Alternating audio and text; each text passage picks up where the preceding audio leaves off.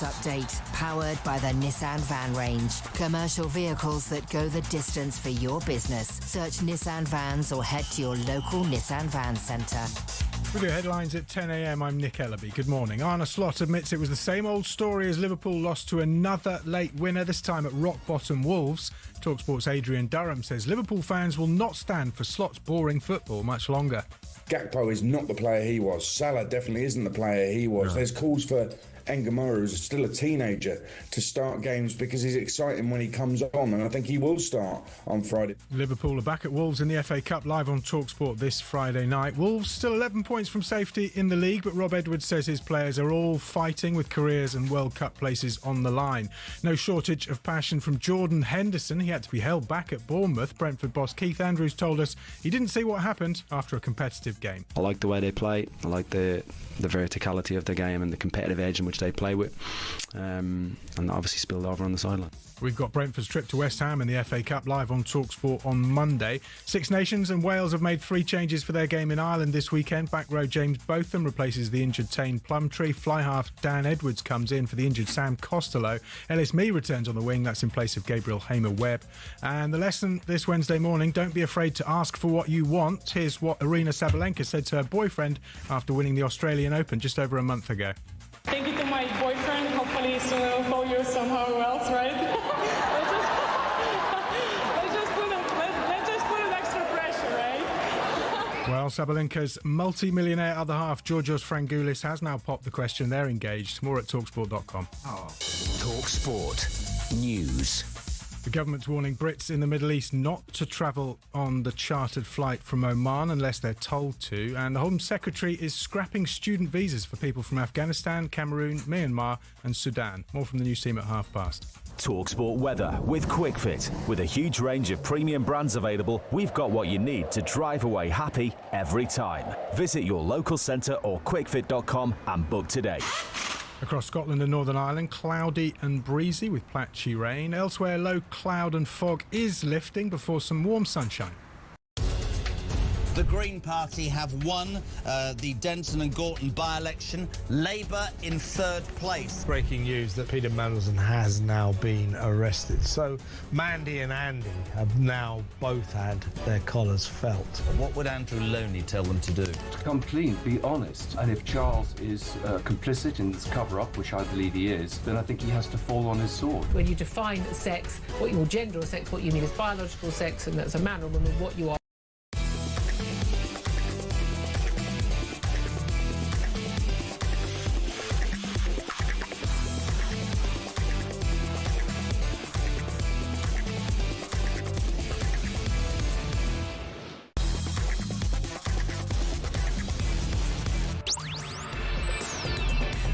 Good morning, everybody. You're listening to Jim White, Simon Jordan and Danny Murphy. We're live on talkSPORT. So Wolves stun Liverpool at Molineux after righting the ship in recent months.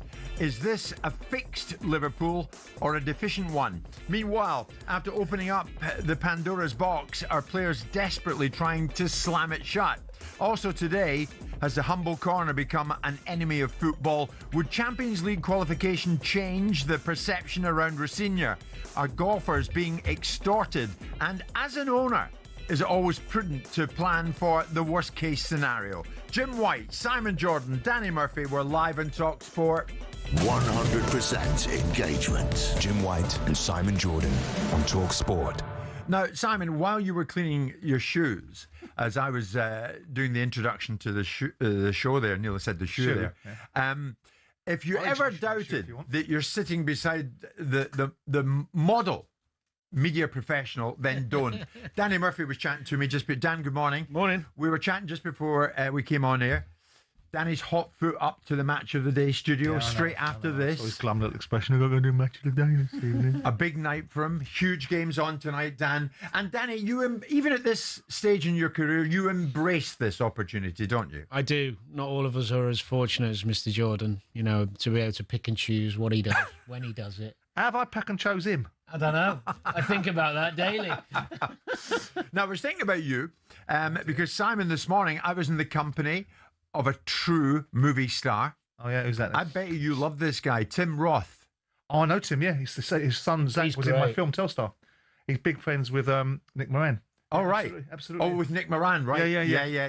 Reservoir Dogs. Yeah. He's in that big American Pulp show, Fiction. Don't Lie to Me. Yeah. That was unbelievable. Yeah. He's very good, quality. He's quality, isn't he? He did a brilliant drama and documentary in the mid-80s called Made in Britain, where he played a racist, horrible skinhead, but it was really a sad indication of Britain in the 80s. Really good. Yeah. Really good. Well, for anyone who don't lie to me should watch it. Or don't let your wives or girlfriends watch it. Good Really? actor. Good actor too. Really? Tim Roth. He was an American now, didn't he? But I think so. He born in Dulwich, just down the road from here. South London boy, yeah. I was walking in. There was a big huddle around a car. This is about 7:30 this morning. There was a bold Tim Roth signing an 2 foot autograph tall.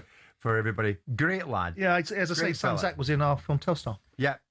Whenever we have a movie chat, Telstar always gets brought into Because I conversation. cast so many people in it. Did you? Indeed, I did. Would you have cast Danny and me in it? No. Yes, as extras. Yes, as extras in a particular scene because Joe Meek liked hanging about in public toilets. Oh, we'd have been there. That would have suited Danny and myself absolutely fine. A lot to get through this morning, and Danny, you've got a big night ahead of you. But look, for the moment, let's concentrate on your beloved Liverpool and the football that was played last night. Wolves. Well, they've done it before and they did it again. Wolves stunned Liverpool at Molineux last night. Rock bottom Wolves and Liverpool, who have got more than a few problems to sort out after righting the ship in recent months. What is it, Danny? Is this a fixed Liverpool or is it a deficient Liverpool side? Well, you've got to say how it is deficient. I mean, they're so inconsistent within the same game at times. Saw that against Forest. Somehow they sneaked the win after a disastrous first-half performance, but they lacked intensity, urgency, creativity. It was bizarre in some ways how they could start the game so poorly. And then you think, okay, half-time, they're going to get a rocket and come out. And they did a bit better, made a couple of chances, but still nowhere near. They lost composure, calmness that we saw last season. Yeah. No organisation. Where's the leadership gone? The new signings, apart from Ekatike, Verts, I know he's out injured and he's had a pickup, but fullback areas, problem.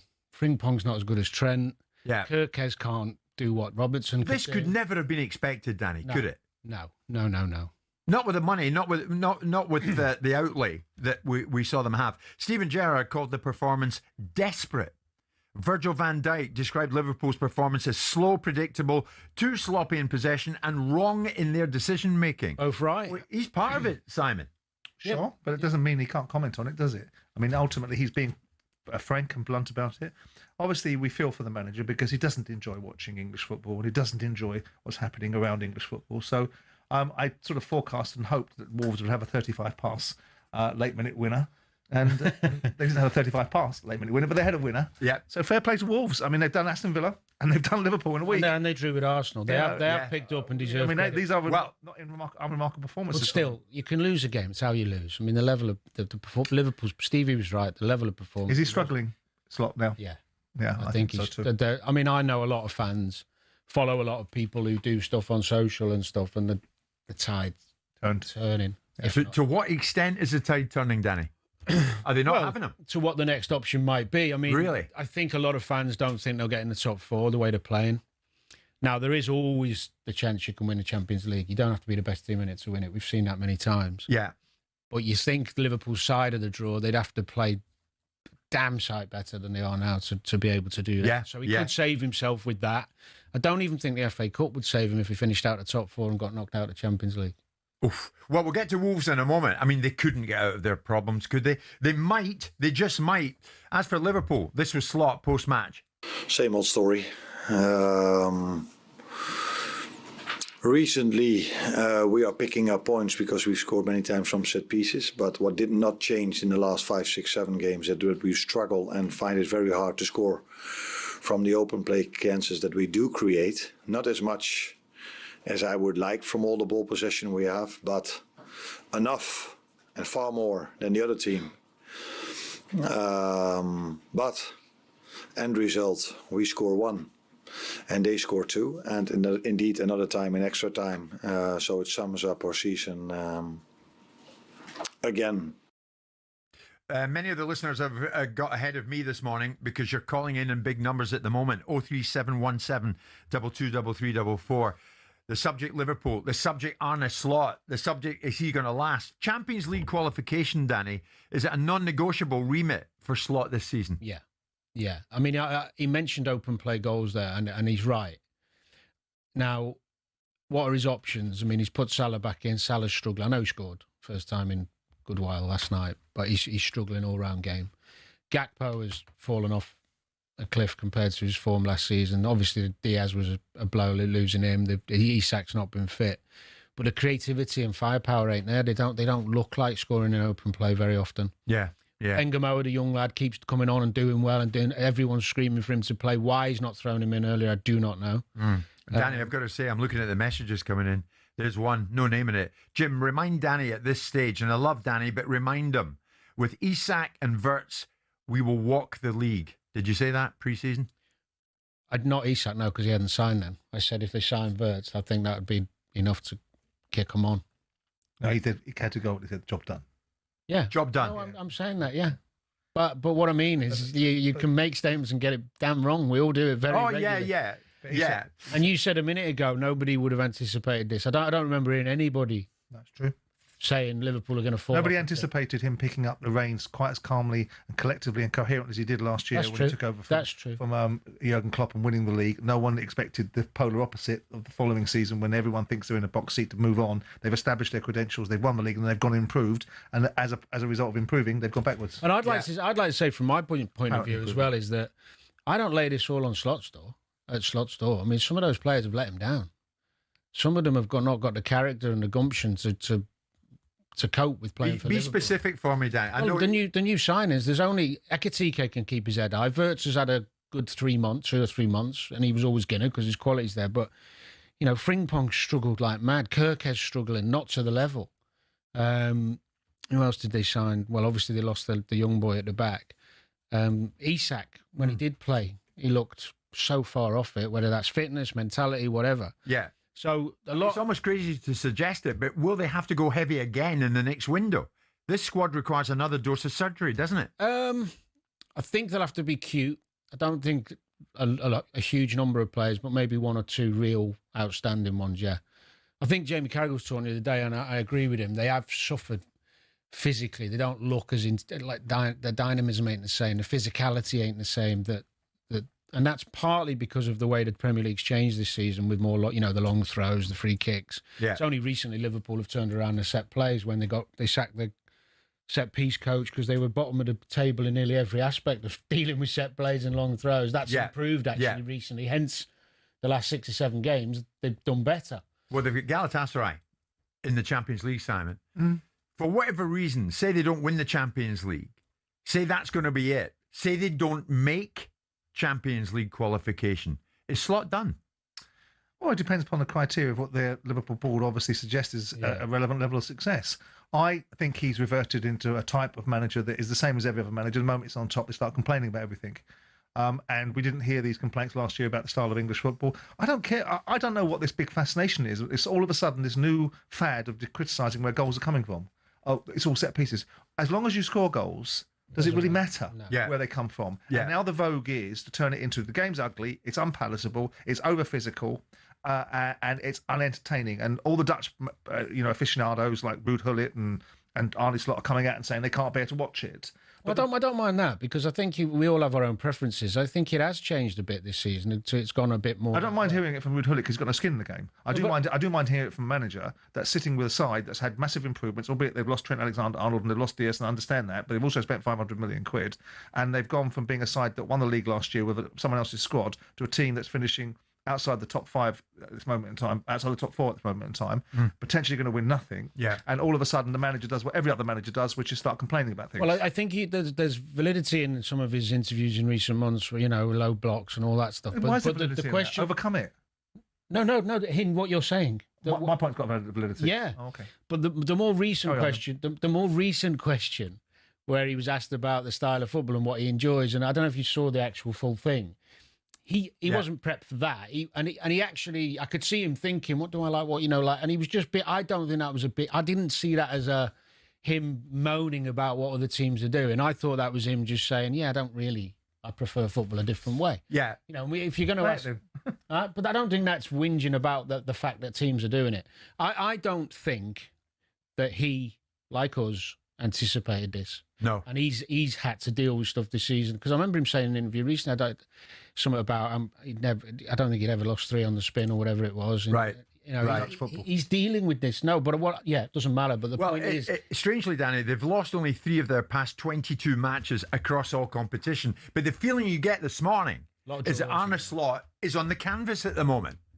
And why should that be? Danny suggested it moments ago, and I'm going to pick up on it. Is the tide turning amongst you Liverpool fans regarding Arne Slot?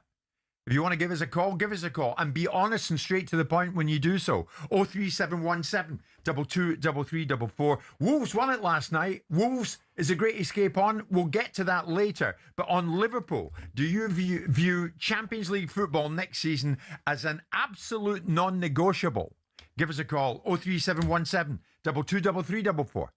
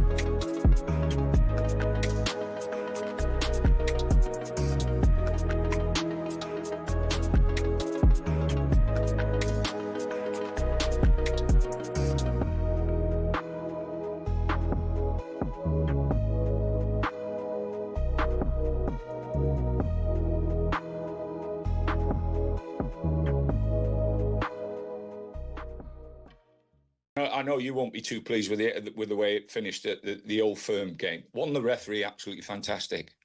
I think he actually jumped over and a couple of players who went down injured. Yeah. He never stopped the game once. Absolutely. It was like watching football 20 years ago. Yeah. You know, he wasn't having anybody hanging around or falling down and blowing up and stopping the game. He just got on with it. And amazingly, how many of those players jumped up and carried on playing?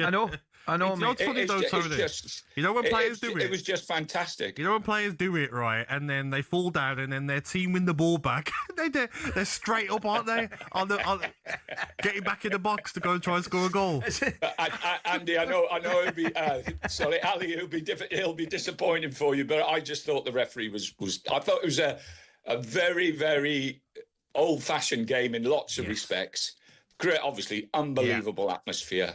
It was commitment incredible from both teams and a great result for Martin, especially at the end. I've got to say, Tony, I mean, I just think in the grand scheme of things, yes, you're absolutely right. I was delighted at half-time, disappointed at the end of the game. But in the grand scheme of things, well, what's happening up the road? Motherwell, mate, you won't be aware. I think Motherwell have got the best defensive record in Europe. They've only lost 18 goals and they're only 2 points behind, and they've got to play Celtic twice, Hearts twice, Rangers once. It's what an end to the season we're having, mate. It's brilliant. Yeah, brilliant. Well, brilliant. And brilliant. I love those stats. Not conceding many goals. That's right up my street. That's right up my street. I'd write it down for you, Tony. I'd put your name in capital letters up there, mate. Hello and welcome to talkSPORT Goals. We've been taking you through what should be another busy day of football. Chance to win it! We don't need to do that, guys. I'm going to owe you an apology. How did you get to that conclusion? That's a weak mentality. Oh, get out of it.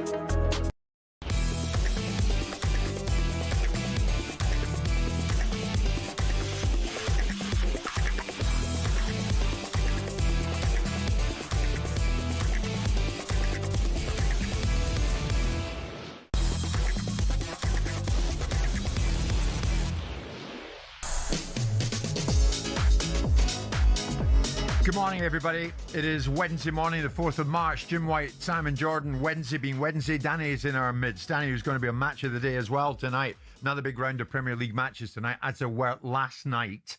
And last night we saw Liverpool go to rock bottom Wolves and lose.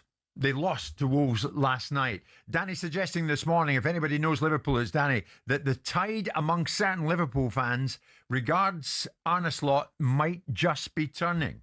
Is that the case? And out there this morning, do you view Champions League football next season as an absolute non-negotiable? Wolves fans, we will talk about Wolves very shortly, because it could well be the Great Escape is on. And that would be a hell of a story if it turns out that way. But at the moment, it's Liverpool on whom we dwell, and what is next for them? In what direction are they going? And is the tide turning against Arne Slot? Roy's a huge Liverpool fan and is first up. Roy, I don't know how you've done it. You've got to the head of the queue in front of many, many callers this morning. What's your take on it? Is the tide turning with you against Slot? Well, to be honest, Jim, first and foremost, great show, by the way. Thank you, Roy. I'm concerned about the way Liverpool are playing. The tide is turning towards the manager. In work this morning, a lot of Liverpool fans, obviously, we've talked about the game, and they're all saying the same thing. We all want them to do well. But at this moment in time, I think, as you say, the tide's turning. We play too slow. We don't move the ball quick enough. We play backwards more than we do forwards. There's no one getting into the box, i.e. midfield players getting into the box. Yeah. And that's where you're going to cause problems. Danny will tell you that from a midfield player's point of view. Yeah. I honestly believe that the tide is turning against Arne Slot, and I don't want that to happen. I want him to do well, but we must get in the Champions League. We've got to. There's no doubt about it. And Mo Salah, let's be honest, he'll go down at the club as a legend, and he will. But every great comes to an end, and he's come to his end. He scored a goal yesterday. Thought the keeper should have saved it. But irrespective of that, he's been poor all season. How he stays on the pitch, I don't know. Yeah, And Roy, Danny's agreeing with everything you're saying. Roy, Danny's agreeing. Roy, do you think as well, one of the other things I've noticed is how, that even compared to last season, the difference without the ball, the lack of intensity without the ball to go and like press and win it back and be dynamic. I know Diaz was a big factor in that. Jota was good at that as well, but we've got no dynamism without the ball. I can't agree with you more, Danny. The thing for me is, okay, the days of where you put people up in the air have gone. Yeah. You can't do that anymore. No. But we've got to show more physicality within the team. How you get closer to people. The little fella in the midfield for them, I think he was one of the Gomez's, Andre, I think. He was running the show for 20 minutes yesterday, and we never got near him. We let him have the ball. Yeah. Now, if you let a good player have the ball, he's going to destroy you.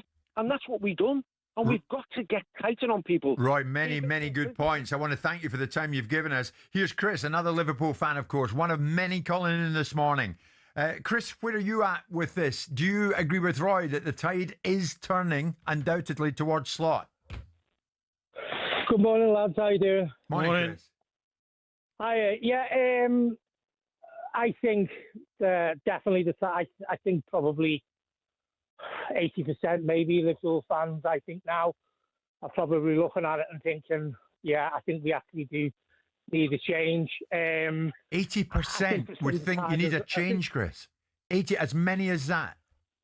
Well, I was on a couple of weeks ago, and I think you were a bit surprised when I said I can't wait for the season to be over. And then when I come off the phone, I thought about it. I was like, oh, it's a bit dramatic saying that. And I think I reflected on it, and I think what it is, I think, like the previous, what Roy's just said, is that it's the style of play.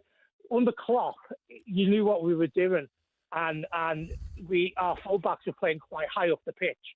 And I think that added to the intensity. I think we could press a lot better, and I just think that's where we've lost a certain amount of the intensity. Granted, it was sometimes we could get caught on the break, but then you kind of knew we were probably going to score more goals than concede goals. So, i.e., there's a very good chance that we were going to win the game. I just think, you look at it on paper and you look at the team and you go, it's like, I think there's too many players out of form. I think there's some players in there. I personally think we need to let 3-4 players go and bring in 5. That might be Palace to go. Get another centre midfielder in. Gakpo needs to go. But we need an attacking wide player with pace. And Salah needs to go because we need another. Wow, it's major surgery you're talking about. Danny, react to Chris for me. Gakpo maybe should go. McAllister, go. Well, Salah, Gakpo and Salah have been poor, and there's no hiding that. Whether Salah's done completely, we don't really know because we've never seen him fall off like this. So is it age or is it something else? I think the logical reasoning around Salah is he's just reached the level now, and it happens to all footballers. Gakpo was more of a bit part last year, even though he did well when he come in, and Diaz was a big blow when losing him because he set the press. Yeah, he was a Mane type presser and a real trigger for the rest of the team. McAllister has had a push in. To be honest, the last 5 or 6 weeks, McAllister's been really good. He's picked up his game, but it's not enough. No. Virgil's before amazed Robbo's not playing. Yes. Because he's so much better going I think forward. he's amazed he's not playing. I don't blame him. Here's another Chris who was at Molineux. Am I right, Chris, last night? Big Liverpool fan. Yes, Jim. How are you? You all right, gentlemen? Good morning, mate. Yeah, fine. Where are you at with Slot? Oh, well, Jim, I just want to say, Donny, you hit the nail on the head there, so you did. See, the second that you mentioned Diaz, that's exactly what the issue is here. Last season, Slot came in and he made slight changes to Jurgen Klopp's team. Now, he never made any changes in terms of bringing players in, so he never changed anything like that. So it was still Klopp's team. He made some slight tactical changes, but it was warriors like Diaz and Nunez who would press and chase like mad, tough as nails and not afraid to get stuck in, is what we are lacking this season. The tactics is poor. It is slow, lethargic, lazy build-up from the back, so that allows teams to press right up on us. When we don't have mentality in that squad, so we have no fight, desire or passion to get out of those situations when we're getting pressed. I seen Gravenberg last night hiding behind a 5'7" player for Wolves because he didn't want to get the ball off Konate. Now, Konate went from a goalkeeper to Van Dijk back minutes. Now, that says to me there's no leadership or ownership in that team when the chips are down. It's all right when things are going well and you're winning 1-0 or 2-0. You can drop off and rest easy. That's fine. But when the chips are down, that's when you see what players are really made of. And this season, it's been Gravenberg, Gakpo, Virgil, Mo, McAllister. It's the senior players that have let us down.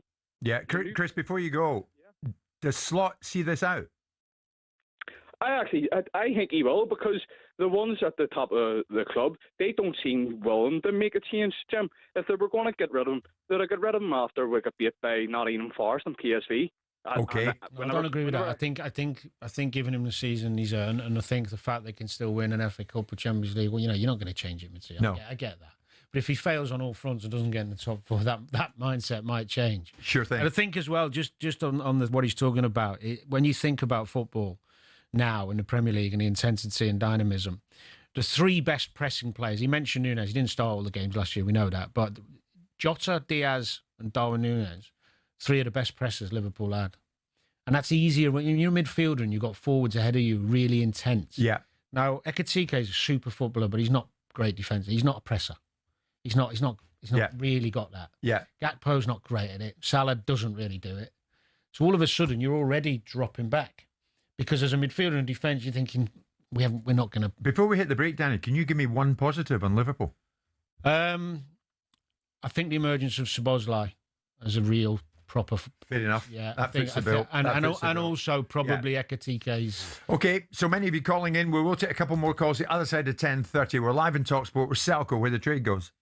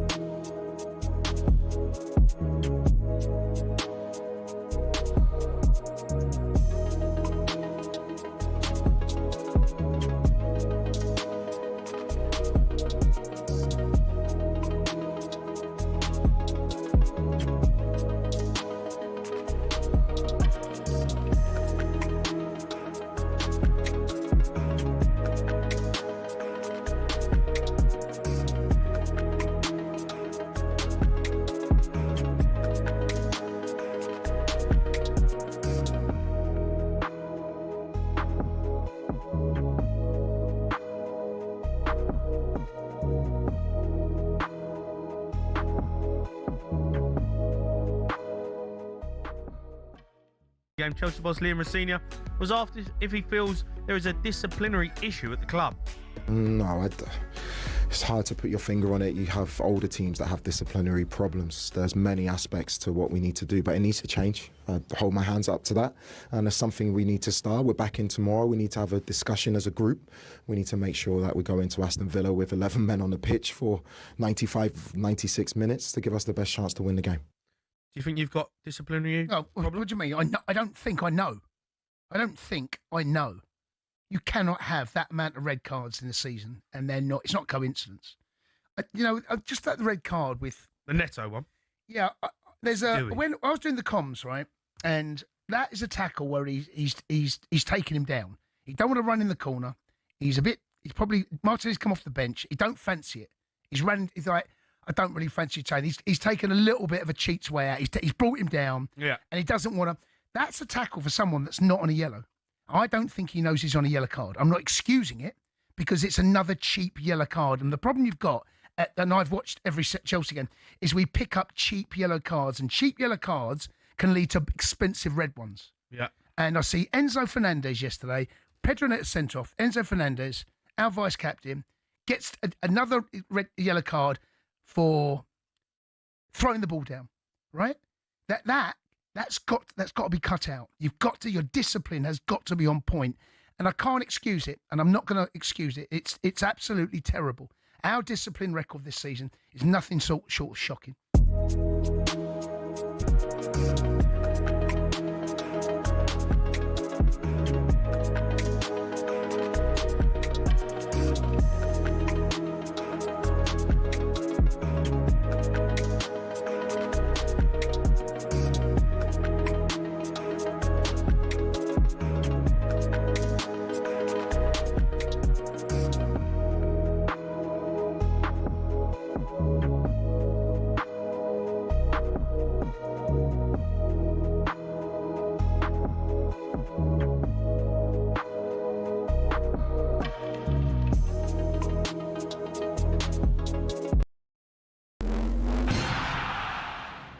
Even Arne Slot admits he's starting to sound like a broken record. We've had far more ball possession than the other team. We've created more open play and in general chances than the other team. But from open play, we struggle to score. No, my expectations have changed throughout the season because I expected more from us than we're going for now. This season, here's Rob Edwards after inspiring his team to their second Premier League win in just 5 days. There's just a stark difference now between when we came in to now, to the level of fight and work that the lads are showing. Liverpool are back at Molineux on Friday night. The FA Cup fifth round game is live on talkSPORT. Meanwhile, we will keep asking David Moyes about Everton's chances of European football. Well, again, you've got me talking about it, and it wasn't really what I planned to do. My plan was to be pretty cool about it and just take it, which I will do. Everton beat Burnley to go 8th. Elsewhere, Jordan Henderson had to be restrained after Brentford's stalemate at Bournemouth. Here's Keith Andrews. I like the way they play. I like the verticality of the game and the competitive edge in which they play with. And that obviously spilled over on the sideline. And on the eve of the new Formula One season, the troubled Aston Martin might not make the checkered flag in Melbourne. Abnormal vibrations during testing in Bahrain mean new parts have to be sent to Australia. There's more at talksport.com.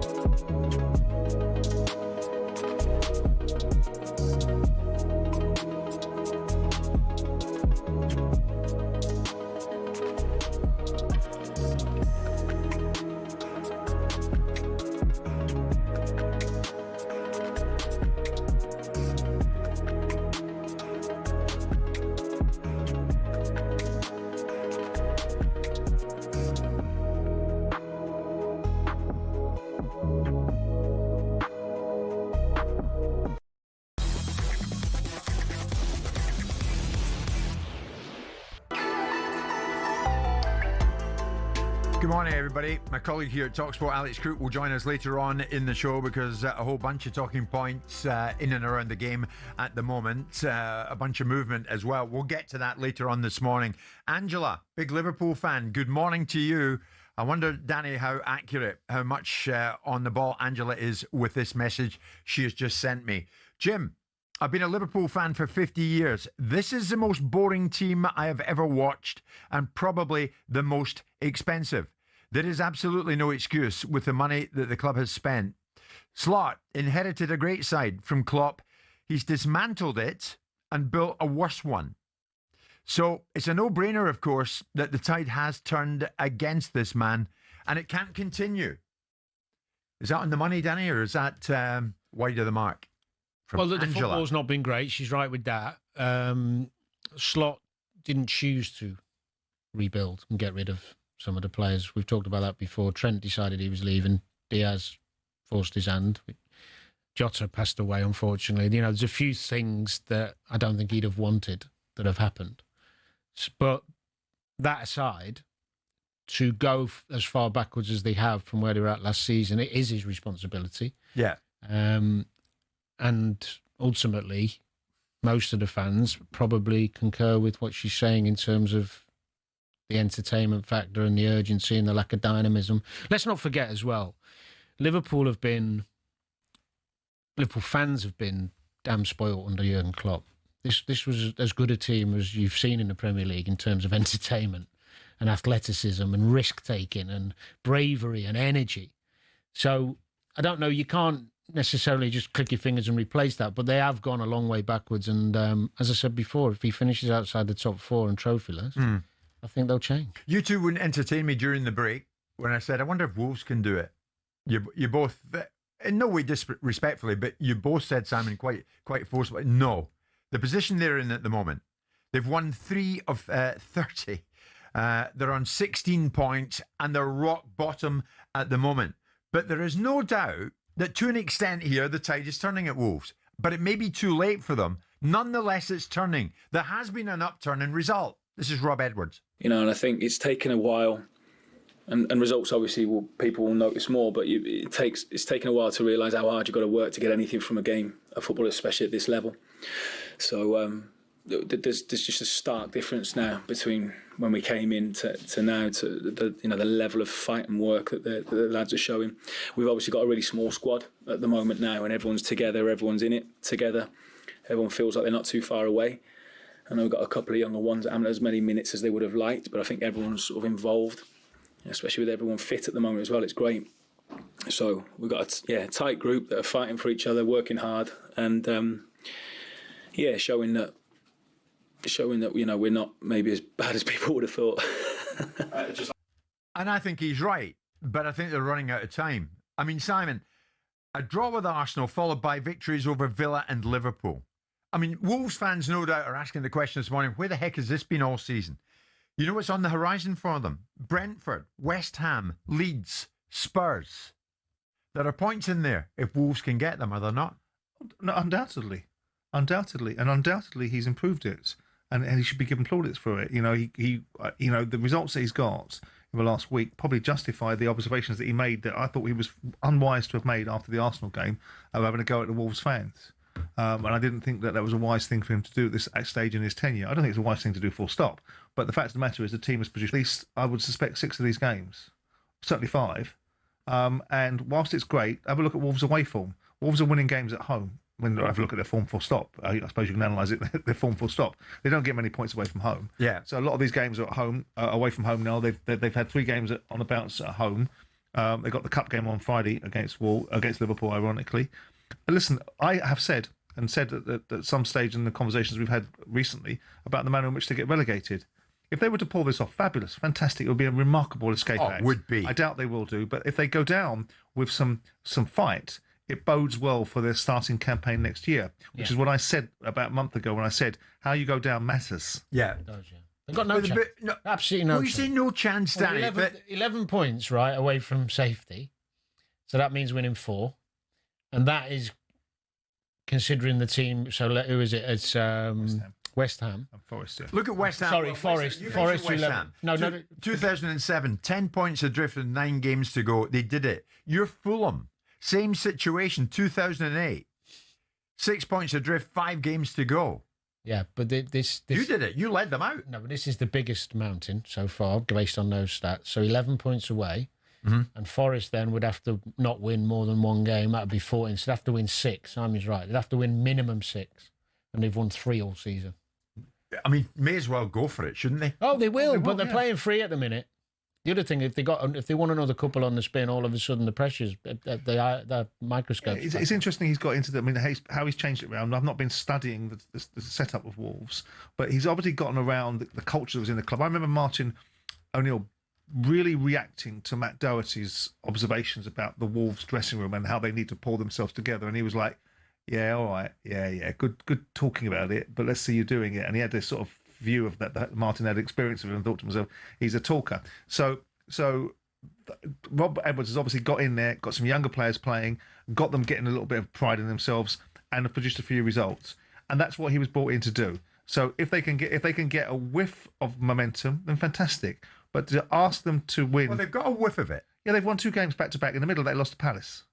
So they've got 2 great results against Villa and Liverpool, and they're out completely out of the ether that no one expected. Fantastic, both results. Let's see how they start doing when they're against lesser opposition on paper, because Fulham are not going to give them an easy game. Brentford are not going to give them an easy game. Of course not. There'll be no easy games. What is the psychology, though? And so nothing to lose, may as well go for it. What was your psychology at Fulham? Well, we had a similar psychology in terms of the way we're setting up. What Wolves have done is they've gone through a back 5 and they've been pragmatic and they defend in numbers and they don't try and win the game. They wait for little opportunities as the game grows on. Did it well against Liverpool, did it well against Villa. Did it come back against Arsenal, which was credit as well, when Arsenal were winning. But they're pragmatic and they've got some pace on the counter. And they're giving a good account of themselves. Do you fancy a wager on them, do you, seeing as you're making a case for them to stay up? Oh, the odds a little bet. Are you in the camp of Wolves staying up? Are you? Or are you just playing devil's advocate for the purpose of this conversation? I'm looking. Would you bet on Wolves staying up? Then? Looking at it objectively, from a journalistic viewpoint, it's a great story if they can do it. It is, but of course it is. It's a fabulous story. It's a great story if they can do it, but they're not going to. Stories like this are once every decade, maybe if you're lucky. Once every decade. Well, he's brought West Ham 10 points. Well, Danny, let me ask you this: when you were at Fulham 2008, 6 points adrift, 5 games to go, did you believe you could do it? No. There you go. No, but 6 points is completely different. So how did you do it? We just kept churning out results, working hard, being hard to beat. What did the opposition do? I mean, they're playing teams around them, Simon, in the next few fixtures. I mean, teams around were losing a lot. Yeah. Thanks. So it's not only Wolves can. Yeah, Wolves both transpire. They need a perfect storm. They need to win 6 games and the opposition to win very little. And you're suggesting that Forest won't win anything, and I think that Forest will. I think they've changed manager, and I think Pereira is having an effect. West Ham are winning games, albeit they got smashed by Liverpool on the weekend. But you were critical of Rob Edwards going from Middlesbrough at the time he did to Wolves. That's why you don't want it to happen. No, I don't. Because you, not for the first time, would be be left with egg in your face. No, not at all. I'm happy to be wrong if, in that respect. Do I think he was a treacherous hound? Yeah, I do. Do I think there's change? No. You sat in that seat and said, I hope they go down. I do. I want him to go down, not the football club. I want him to get precisely. Well, if he goes down, the football club will go with him. Yes, but unfortunately, that's the casualty. But the football club was already going down before he got there. He was coming in to put some hundreds of thousands on the particular turd that someone else had left. Right. The bottom line is what I wanted was him to have some loyalty for the people that gave him an opportunity. That was my fundamental shtick about my issue with Rob Edwards, and I don't change from that. Should he have gone in and done a better job? Yes, of course he should have gone and done a better job. And because he was brought in, he wasn't brought in to do a worse job, was he? It's a hell of a story if they do it, isn't it? It'd be the best ever. Yeah, absolutely. All right. And then I'll be like, I'll be happy to eat crow and go, fabulous, fantastic. What a remarkable achievements. Yeah. What a great manager. And what a fabulous return from him. But he won't. He'll be in the Championship next year. Oh, that was nice of you. And they'll sink in there as well. Okay. No, they won't. Wolves fans might want to send me a message or two at 81089. Ignore old facetious Freddie sitting next to me. Is there still a glimmer of hope? You might want to comment on that. Even give us a call if you want. We'll try and sneak you on under the cover of darkness with Mr. Jordan sitting beside me. 03717 223344. Wolves. Is it really on? Is it?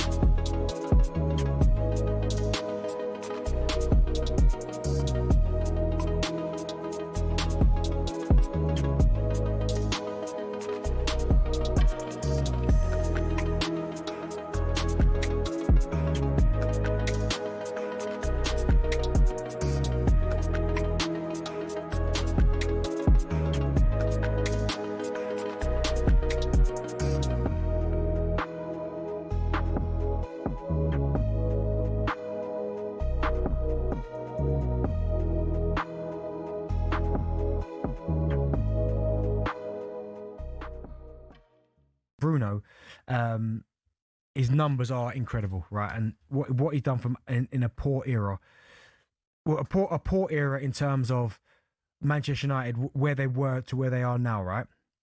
But this is my thing with Bruno. He is incredible.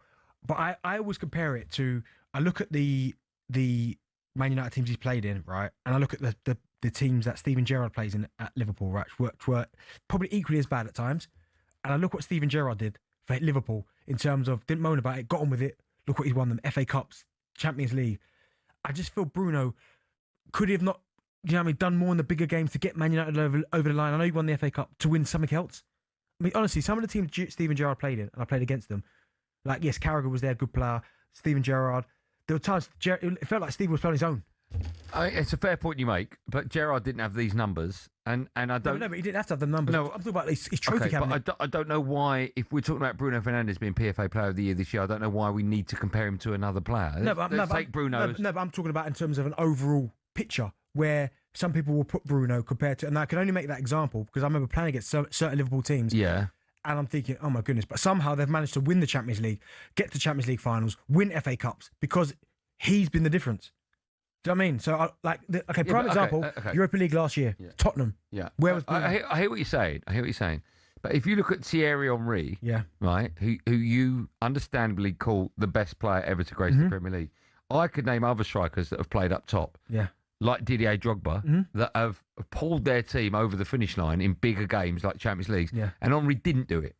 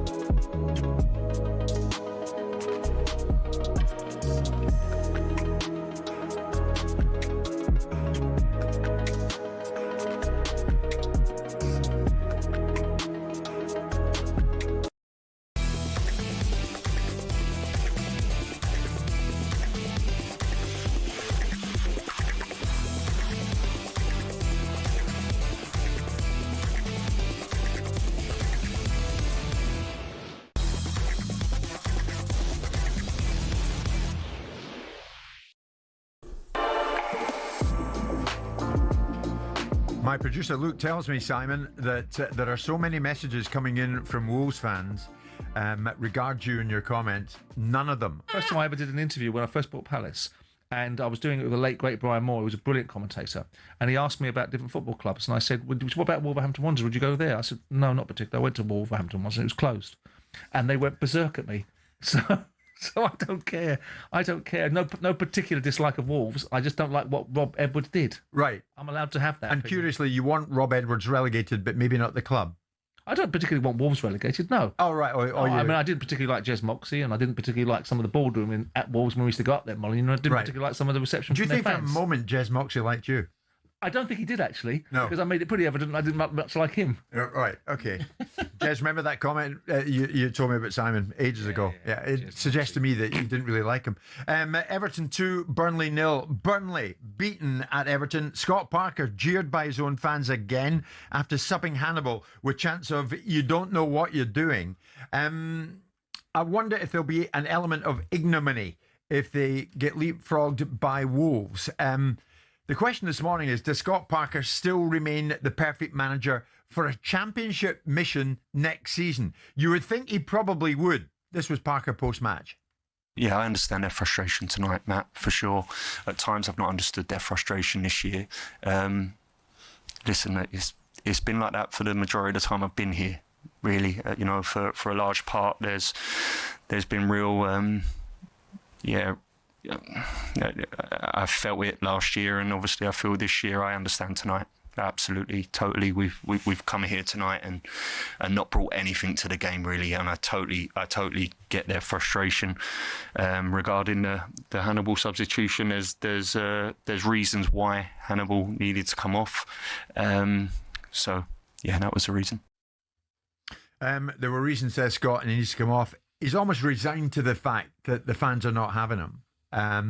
He must be resigned to the fact that they're heading down, Danny.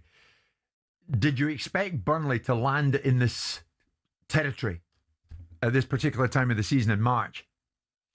I always thought they'd get relegated. I thought they'd put up a bit more of a fight. They started the season okay, but they spent, 110 million?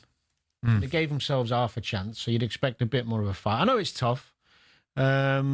I think the style of play issue in football generally, not just at Burnley, has become more prevalent than ever before. Fans now are feeling disgruntled if they don't get to watch their team have a go. Right. We've heard Tottenham over the last couple of years. Yeah. It's the manner in which they perform. In which you lose is more important than ever before. It used to just be about results. Now, I know he mentioned there, I didn't realise this, that he noticed it last season. I mean, they had an outstanding campaign and got promoted. Defensively, they were remarkably strong. What they defensively really strong. Didn't score many goals. Obviously, weren't good to watch. To hear there was criticism last season, I didn't even realise that. But it shows you.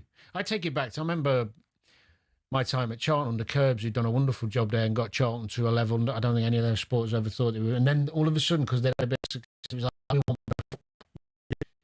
You can't sometimes have both, depending on the type of player. Am I wrong here? Is he rightly relying on some players who've been there, done it elsewhere, but who are not doing it for him at Burnley? Like Kyle Walker has been around for a while. Lyle Foster's been the goalkeeper. Yeah, he's always been a number two. He's got bit part players and players that failed elsewhere, really. There's not too many players in the Burnley squad who've had decent careers in the Prem. And you're always going to struggle when you don't have a bit of experience around. But it's not so much that. It's more that so many games they've been toothless.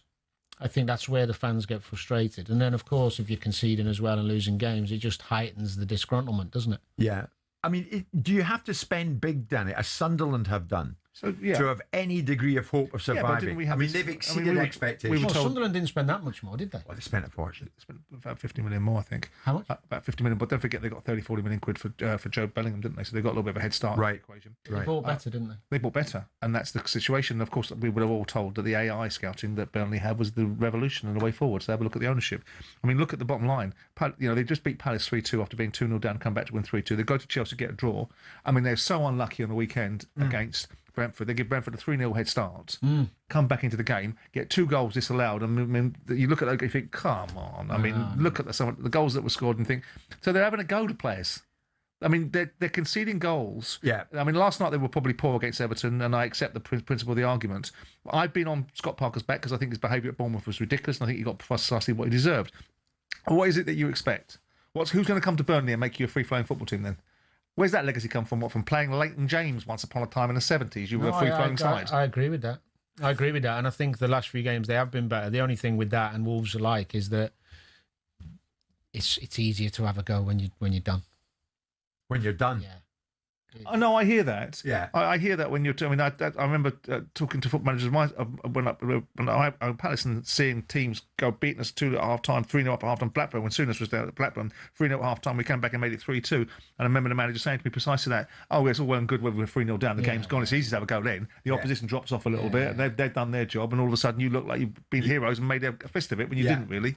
Well done, Sunderland. Hit the magic 40 points with victory at Elland Road. But here's the thing on Leeds. Simon, would we be wrong to still assume Leeds will be safe?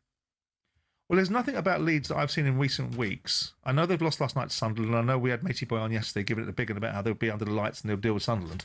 Right? Oh, Matt Gibson, bet him, Jim. But he was there last night. But the principle of what Did I've you seen enjoy from it, Leeds in the last 2 months, that does not even have the vaguest whiff of a relegation-looking side. No, it doesn't. Look at the way that they played. Look at the way they took it to Manchester City the other day. Look at the way they played it in various games. They've drawn too many games when they could have won them. There's not a feel about Leeds that they are any. I mean, I know the points tally. I know the position tells you they're in this mix. 15th. But the feel of Leeds and the way that they're playing doesn't give me any feel that that's a side that's going to get anywhere near dragged into the bottom 3. So nothing to worry about for Leeds.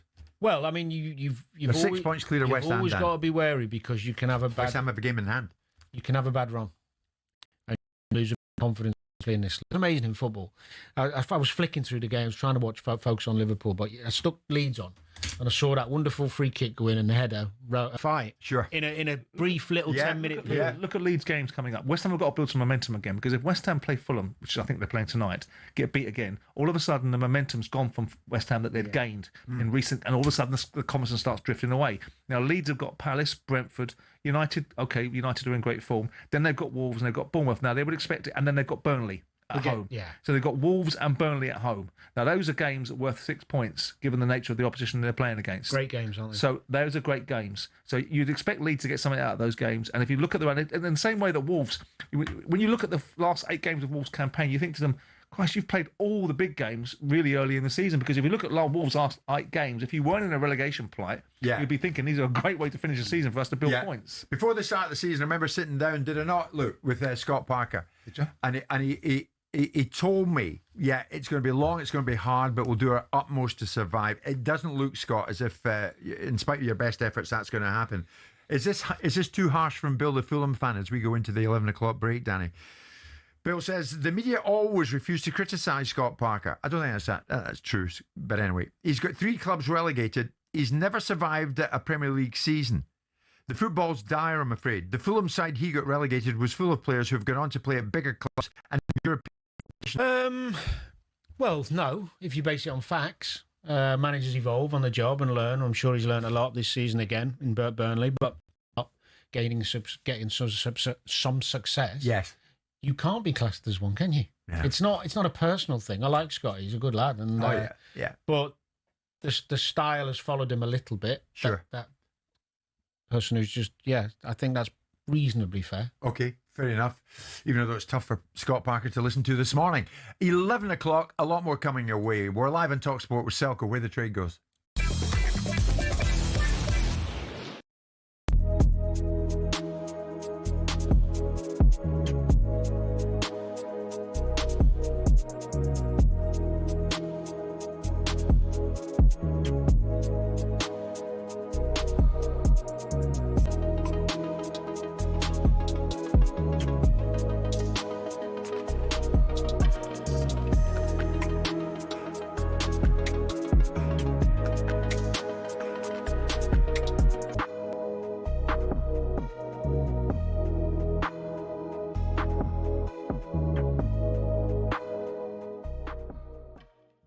Plans to expand the site of Wimbledon may include paddle tennis courts on the new site. Yep.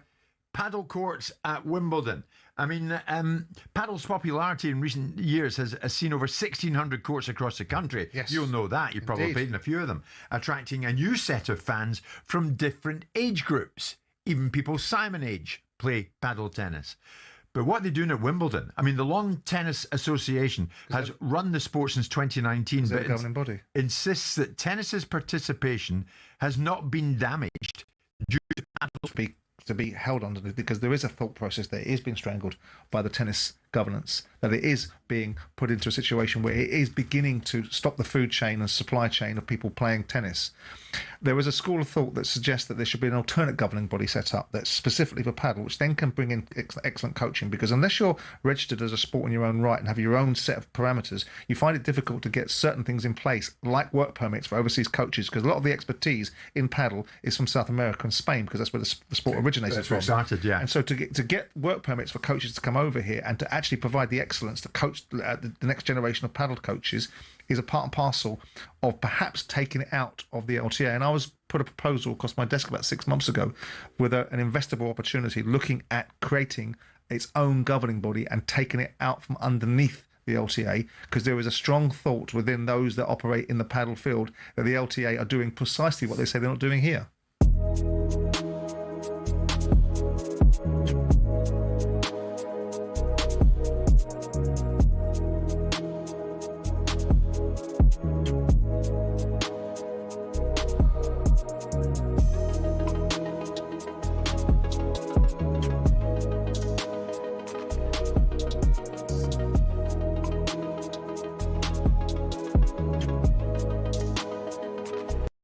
talkSPORT Sports Update, powered by the Nissan Van range, helping business owners to work better and live better. Search Nissan Vans or head to your local Nissan Van Centre.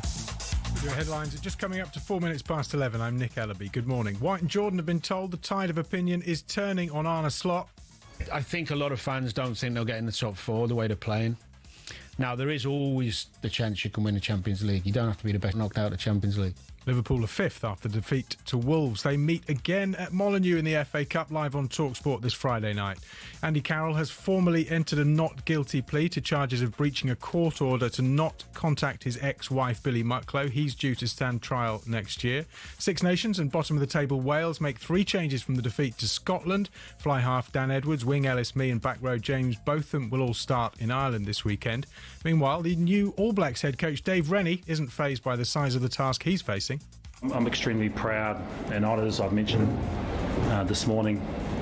I'm well aware of the expectations and responsibility of the role I'm going to be in, but I'm really excited by it. The last guy, Scott Robertson, was sacked with a 74% win rate. Rennie is the first New Zealand head coach with Pacifica heritage. And talkSPORT's Adrian Durham has slammed FIFA's decision to move next year's international break to the Easter weekend. The Good Friday, Easter Monday doubleheader is known as make or break. It's a tradition that we need to keep in this country, so I'm gutted about it. Even though I love international football, I don't think the calendar has to change to accommodate this and to abolish Easter football. I think it's a real shame. More at talksport.com. talkSPORT News. The UK government claims we were prepared ahead of US-Israeli attacks on Iran. Meanwhile, the UK is advising against all but essential travel to Kuwait at the moment. More from the news team at past. talkSPORT weather with QuickFit. Rain or shine, our mobile tyre fitting service comes to you, so you can stay on the sofa this winter. Book today at quickfit.com. Conditions apply. Across Scotland and Northern Ireland, cloudy and breezy with patchy rain. Elsewhere, low cloud and fog slowly lifting before some warm sunshine.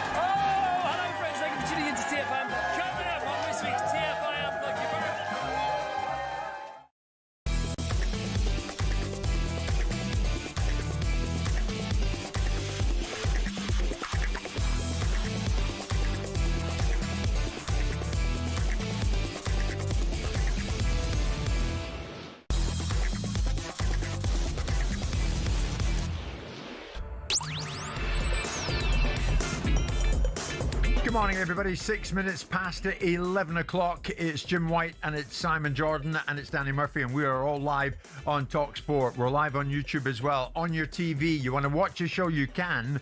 Head over to any of these, Samsung, Fire TV, even Prime Video, and you will be able to catch up with us coming to you live from the studio on One of mine has a birthday today. Sir Kenny Dalglish is 75 years of age today. Happy birthday to you, Sir Kenny, if you're listening this morning. It is Liverpool, not so happy times for them. Go to Molineux last night. The King!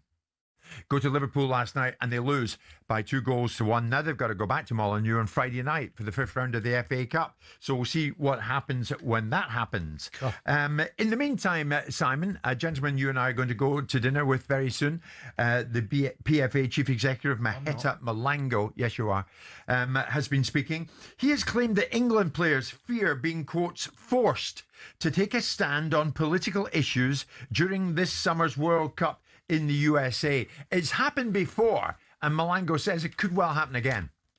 What some of them have told me is that they find it a little bit unfair that ultimately, for as much as they have a platform, why should they turn into spokespeople for governments or for a governing body that in reality should be the one taking the lead?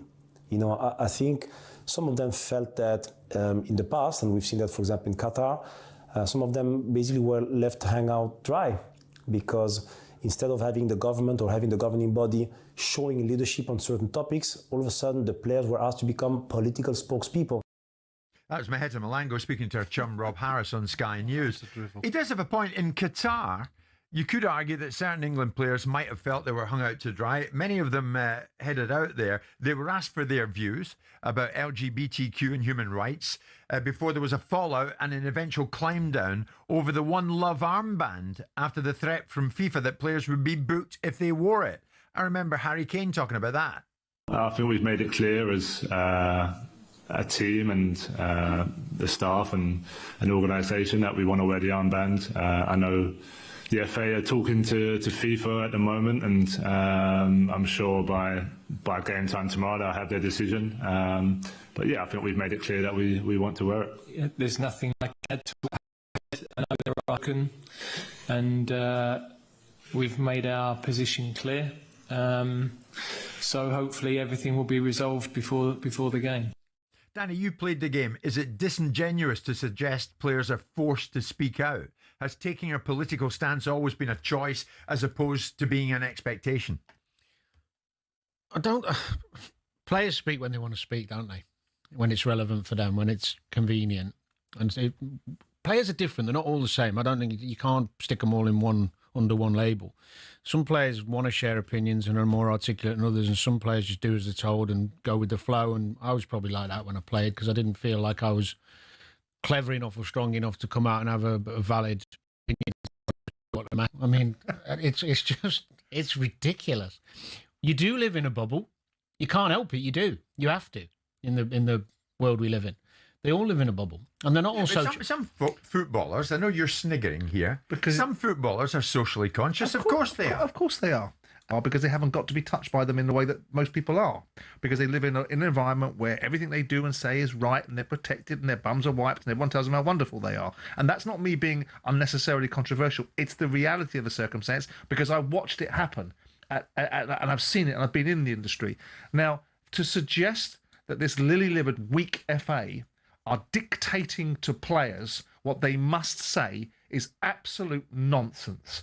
The players themselves decide what they want to say, and when the heat in the kitchen gets a bit hot, they don't like it. Neither did the governing body. When the governing body decided to put his little two-penny thing about the Ukraine war, but then all of a sudden, when the situation happened on October the 7th, they didn't want to be supportive of that because they knew there was a more fiercer blowback. Everyone started to realise we better keep our big trap shut because we've got no real skin in this game. We don't really have a point of view besides either virtue signal our way into a position or not really understanding all of the broad strokes. There's the best thing that sport can do because it doesn't really want the consequences of it. If the consequences of wearing a One Love armband where players were going to get a yellow card, we'll take the yellow card then. You didn't want to. Right, so you didn't want to put any skin in the game. You didn't want to have any consequences for the governing body saying you can't do it. So what is the point of doing the hokey-cokey when it suits you? What is the point of suggesting that when the situation surrounding George Floyd, everybody, including the voice, is important, but the organisation that stands behind it, we better not do that? Because what people do is they run towards, they see the direction of travel and go, let us lead you. It's a bit like Piers Morgan does. Piers Morgan sees a particular subject matter and goes, I'll lead you to where you want to go anyway. And then all of a sudden, people realise the ramifications of it. So this suggestion from this dinner with him, come on a radio show and do it. Do it so everyone can listen to it, not on a QT. I'm not interested in having a social chat with you. That apart, what are we going to see then in the USA? This is going to be the most politically charged World Cup ever. Well, we have no idea. They'll be asked. So don't answer. I think that if the football foundations of all these countries... Should the FA be sent to Tuchel, make sure none of them speak when asked, as they will be asked, about off-field issues. Well, I'd be very curious if you took a straw poll before you get into the dictating to people what they can and can't say. If you did a straw poll of the players and said, I want to sit you down, right, as the manager of the team, do you want to get involved in this subject matter? Are you across it and do you have strong views about it? And do you want to put your head above the parapet? And are you prepared to take the flak if you do? And watch the players' reaction to it, and I guarantee you, without wanting to be biased, 90% of them would turn around and go, no, thank you. If Neville was in the dressing room, of course he's an activist, he'd be up front and doing what he felt was right. But they're the minority, not the majority. So you then go with the consensus, because we're in. But what if there's one Danny who says, yeah, I'm not happy with what I'm seeing away from the field. All right, if you want to do that, do that. Or should he be told, no, fall into line with the others and say, sorry, football only? He should be told, because then it's just more about him and he can bring heat to the rest of the boys and make it less about football. So he should be told, save it for your social media when you finish the World Cup. He should be reminded, just out of curiosity, well, we have this moment to share together, where you're being selected for your national team. Why are you here? I'm here to play football, gaffer. Right, well, get on with the football stuff. And when you want to talk about the politics stuff, off you go offline and do as many interviews as you want in your own time, sing your own song and do whatever you want. But whilst you're representing your country in a football stadium, if these divisive, disingenuous journalists want to turn it into an article to create headlines for themselves, you don't have to play that game with them. You talk about the football. You talk about what you're here for, because you're here to play football. The other thing is, how many players do you think have got the gumption to talk about something and go against the grain? 90% of them, if allowed to speak, are going to say what is they want the majority to hear and is PC. Well, recently we saw and heard some of the athletes at the Winter Olympics. They weren't afraid to speak up. I'm talking about high-level football players. Because one of the American snowboarder was called a real loser by Trump, but he must have expected that to come in the horizon from Trump. Well, yeah, but he also knows the country in America, as we heard from Brad Fiedel the other day, is very divided. There was as many people that will agree with his opinion as disagree with it. But the principal point doesn't. If you hate representing a country because of its values that you dislike so much at this moment in time, don't represent them. Right. So if you're at the top of the FA, which is an image I hesitate to even imagine, Simon, it should be celebrated. You would be saying to Tuchel and the rest of them, make sure they do not comment on anything other. There's a blanket ban on anything other than football. Well, just out of curiosity, Joe, I know you've asked him the question. In the Republican, the current war in the Middle East, Iran are at the World Cup. They're not going to talk about it. They won't. They were asking Qatar about it. They were asking Qatar about human rights issues, about LGBTQ and human rights. And they had no substance behind the issue. Then you have to put some skin in the game. Yeah. And they didn't want to.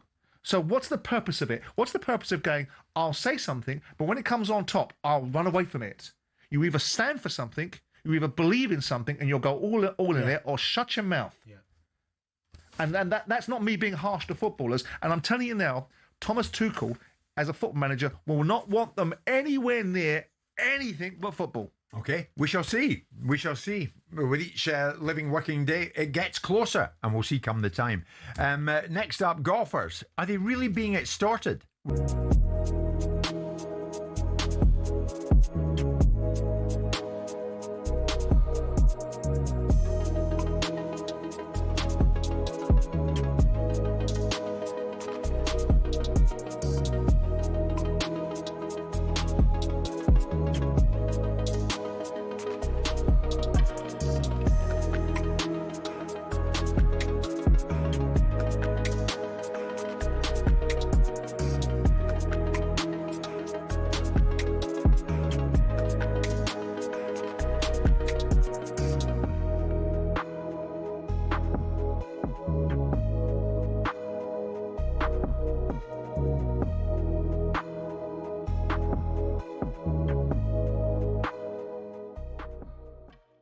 Let's go to Danny. He's a Spurs fan. Dan? Right, Danny boy.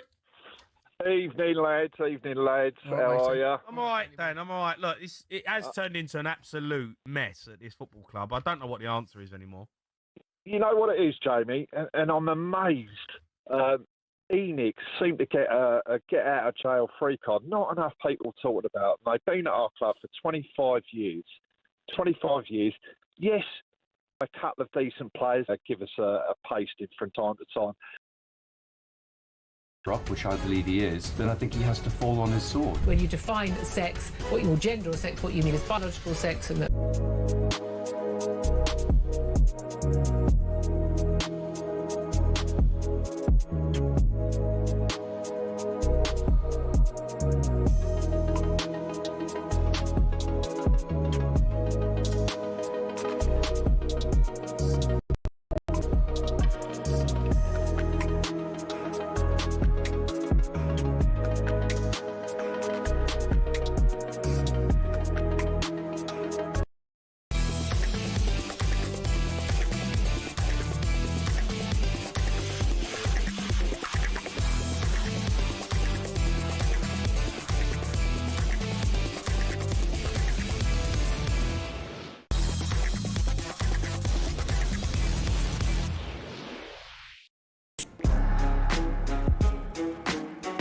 11 this Wednesday morning, Wednesday, March the 4th. Jim White, Sam, will watch our antics from the 17th floor of the news building.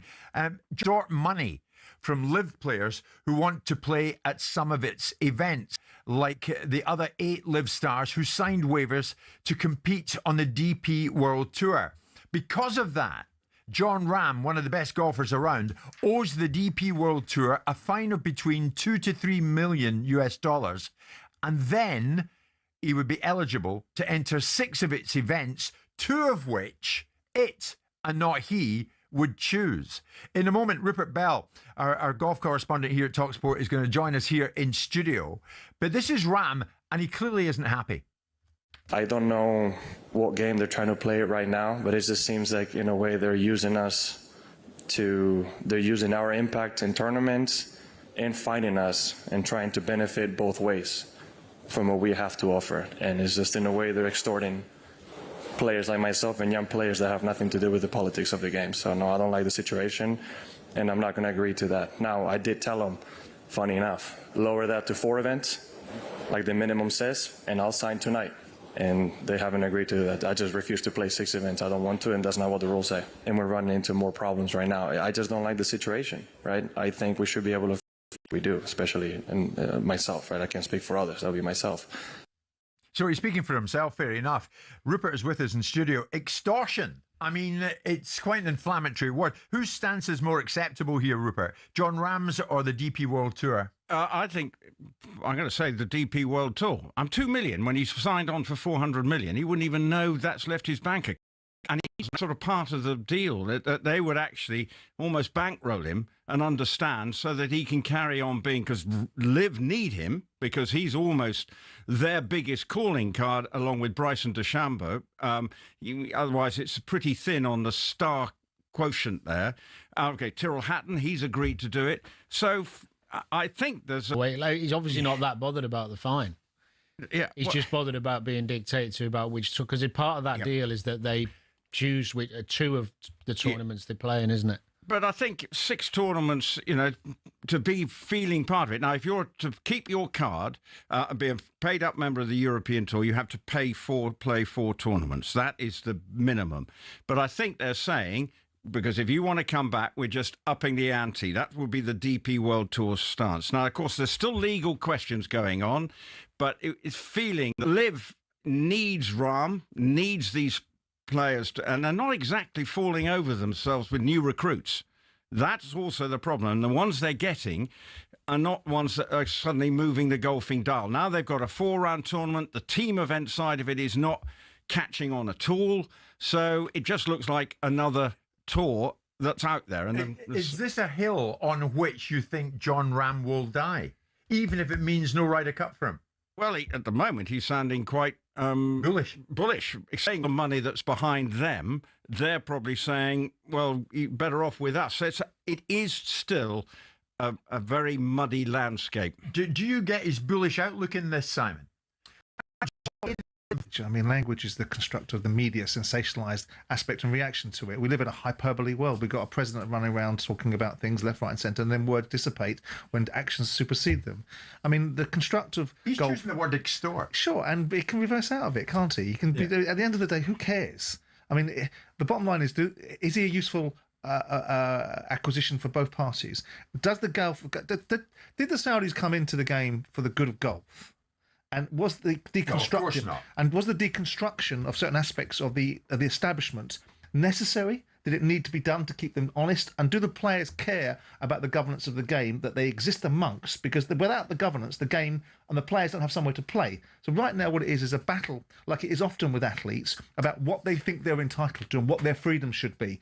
And when you get to the point where a player is pushing back against the construct of various aspects of golf that's trying to preserve its well-being, perpetuate its forward movement, and you're talking to a person that's being paid $400 million for doing something and is actually going to have this paid for anyway, you're moving into territory of, my favourite expression, pack it in.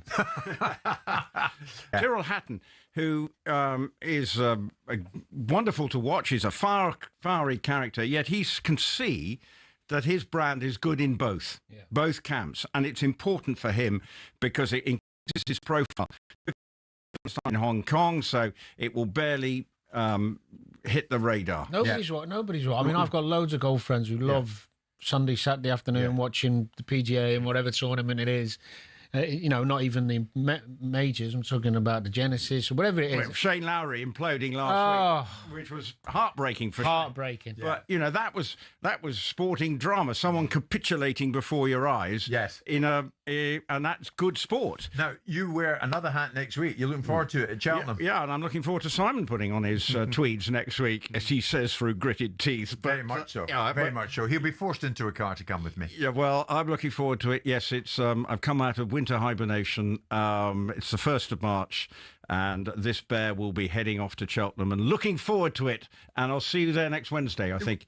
Yes, indeed, Rupert. Where does it sit in your favourite list of events? Because you do Ryder Cups. Ryder Cup and Cheltenham Festival are my two happy places. What, on the same level? Yeah, and Villa Park tonight when we beat Chelsea. There you go. Rupert, thank you very much indeed. In this particular moment, talkSPORT's golf correspondent Rupert Bell with us live at 11:30.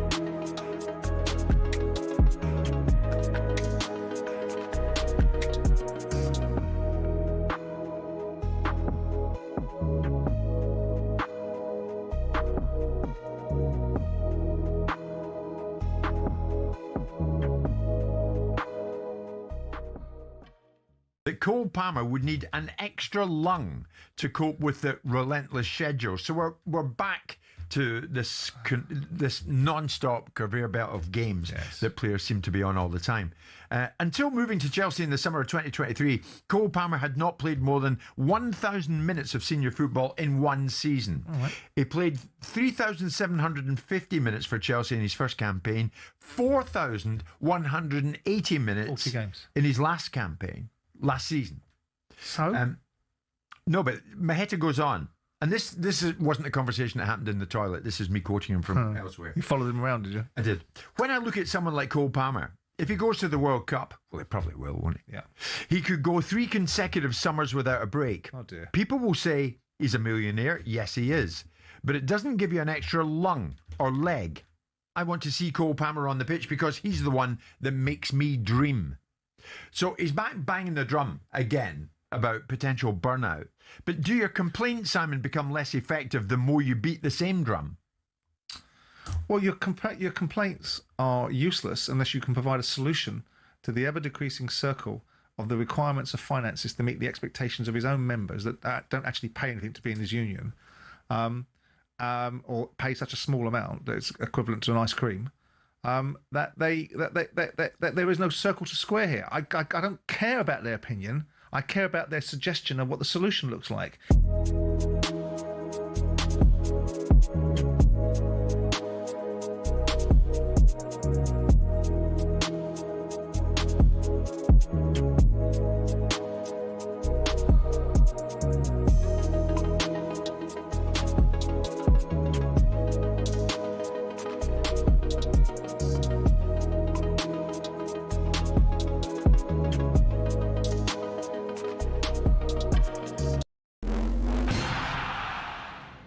Even Arne Slot admits he's starting to sound like a broken record.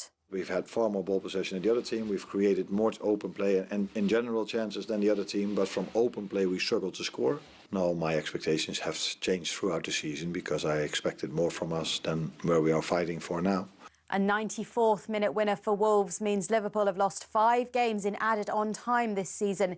Here's Rob Edwards after inspiring his team to their 2nd Premier League win in just 5 days. There's just a stark difference now between when we came in to now, to the level of fight and work that the lads are showing. Liverpool are back at Molineux on Friday night. The FA Cup 5th round game is live on talkSPORT. Meanwhile, we will keep asking David Moyes about Everton's chances of European football. Well, again, you've got me talking about it, and it wasn't really what I planned to do. My plan was to be pretty cool about it and just take it, which I will do. Everton beat Burnley to go 8th. Elsewhere, Jordan Henderson had to be restrained after Brentford's stalemate at Bournemouth. Here's Keith Andrews. I like the way they play. I like the verticality of the game and the competitive edge in which they play with. And that obviously spilled over on the sideline. And on the eve of the new Formula One season, the troubled Aston Martin might not make the checkered flag in Melbourne. Abnormal vibrations during testing in Bahrain mean new parts have to be sent to Australia. There's more at talksport.com.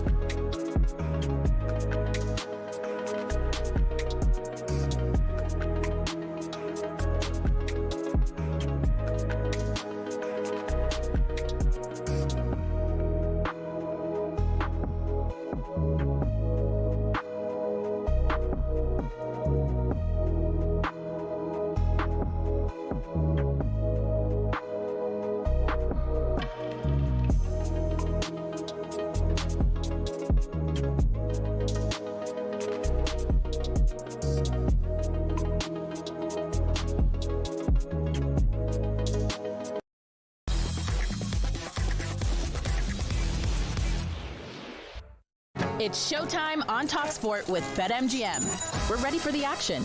Are you? Visit betmgm.co.uk or download the app. 18 plus. Gambleaware.org.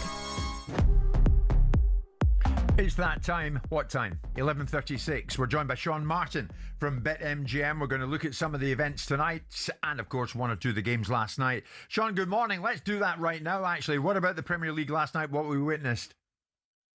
Morning, lads.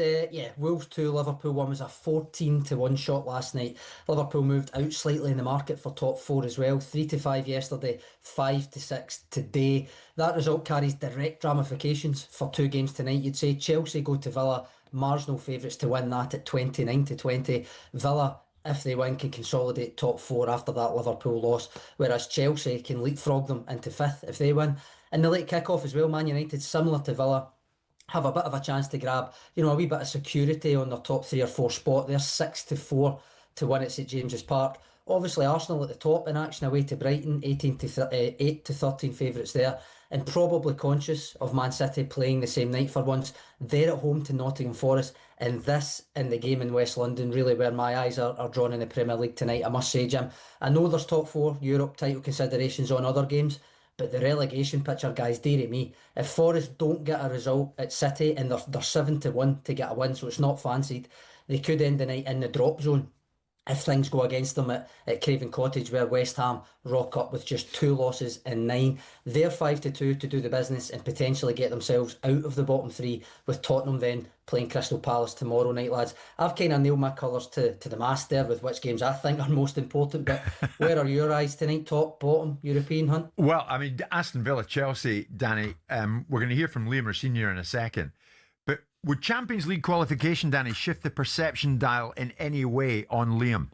Does it move the needle? Oh, yeah. I mean, the more success you get, the needle moves to more likability. That's the most obvious question you've ever asked me.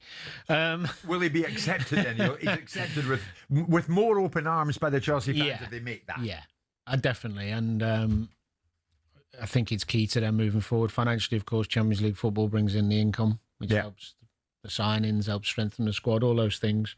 So, yeah, I think he's done all right, I think he's done all right, but it's a big game for him tonight. Yeah, and they don't want ill discipline creeping in again. I mean... got to stop that, yeah. Yeah, Pedro Neto against Arsenal, he became the 9th Chelsea player to be sent off this season, with 7 of those reds coming in the Premier League. Rosenior actually himself suggested post-match that he wasn't a fan of players facing fines for picking up yellows, red cards. But there is said to be recognition within the club that self-sabotage cannot continue. Here's Liam. My job is to create to create a culture of accountability, where if you make a mistake, it's okay, you hold your hands up and you make sure it doesn't happen again. But you have to hold your hands up to the original mistake. If I make the wrong team selection or I get something wrong, my job is to be accountable, and it's the same for my players in that moment. You need teammates to help you, but it comes down to yourself as well. Look, Pedro's apologised to the group. We miss him for Wednesday. I just need to see an improvement in the behaviour now. And it's not just Pedro. We've had bookings, people speaking about dissent. We've had needless bookings in terms of fouls. If we are to improve and get to where we want to be, we have to make a conscious step now to make sure it doesn't happen again. Danny, what do you put that Chelsea ill-discipline down to? Inexperience mainly, probably. Senior players don't get involved in that stuff as much. And you just get calmed down by senior players. They see you losing it. Give me lots of examples of that in my career where senior boys have got a word with the younger, more emotional. I mean, Neto's one of the more senior ones. True. That was really stupid, because one of them was dissent, I think, as well. I think I know where he's coming from, but I do think there should be punishments, because it does change players' behaviour. Yeah. If you're Bowley or Igbali and you hear Liam describe it the way he described it there, you're quite comfortable with that? Well, it's a statement bleeding obvious, isn't it? Accountability, stand up. Well, yeah, accept it. Great. I mean, as long as you're prepared to take the accountability, because people always want the responsibility in management positions, but they want none of the accountability for the decisions that they make. I mean, I think a lot of the reasons why Chelsea, because they bought young players, and if they haven't got enough leadership in the team setting the standard, which they're building towards, they're going to have these indiscretions. It's evident if you're getting players sent off, and these are unnecessary sendings off. Is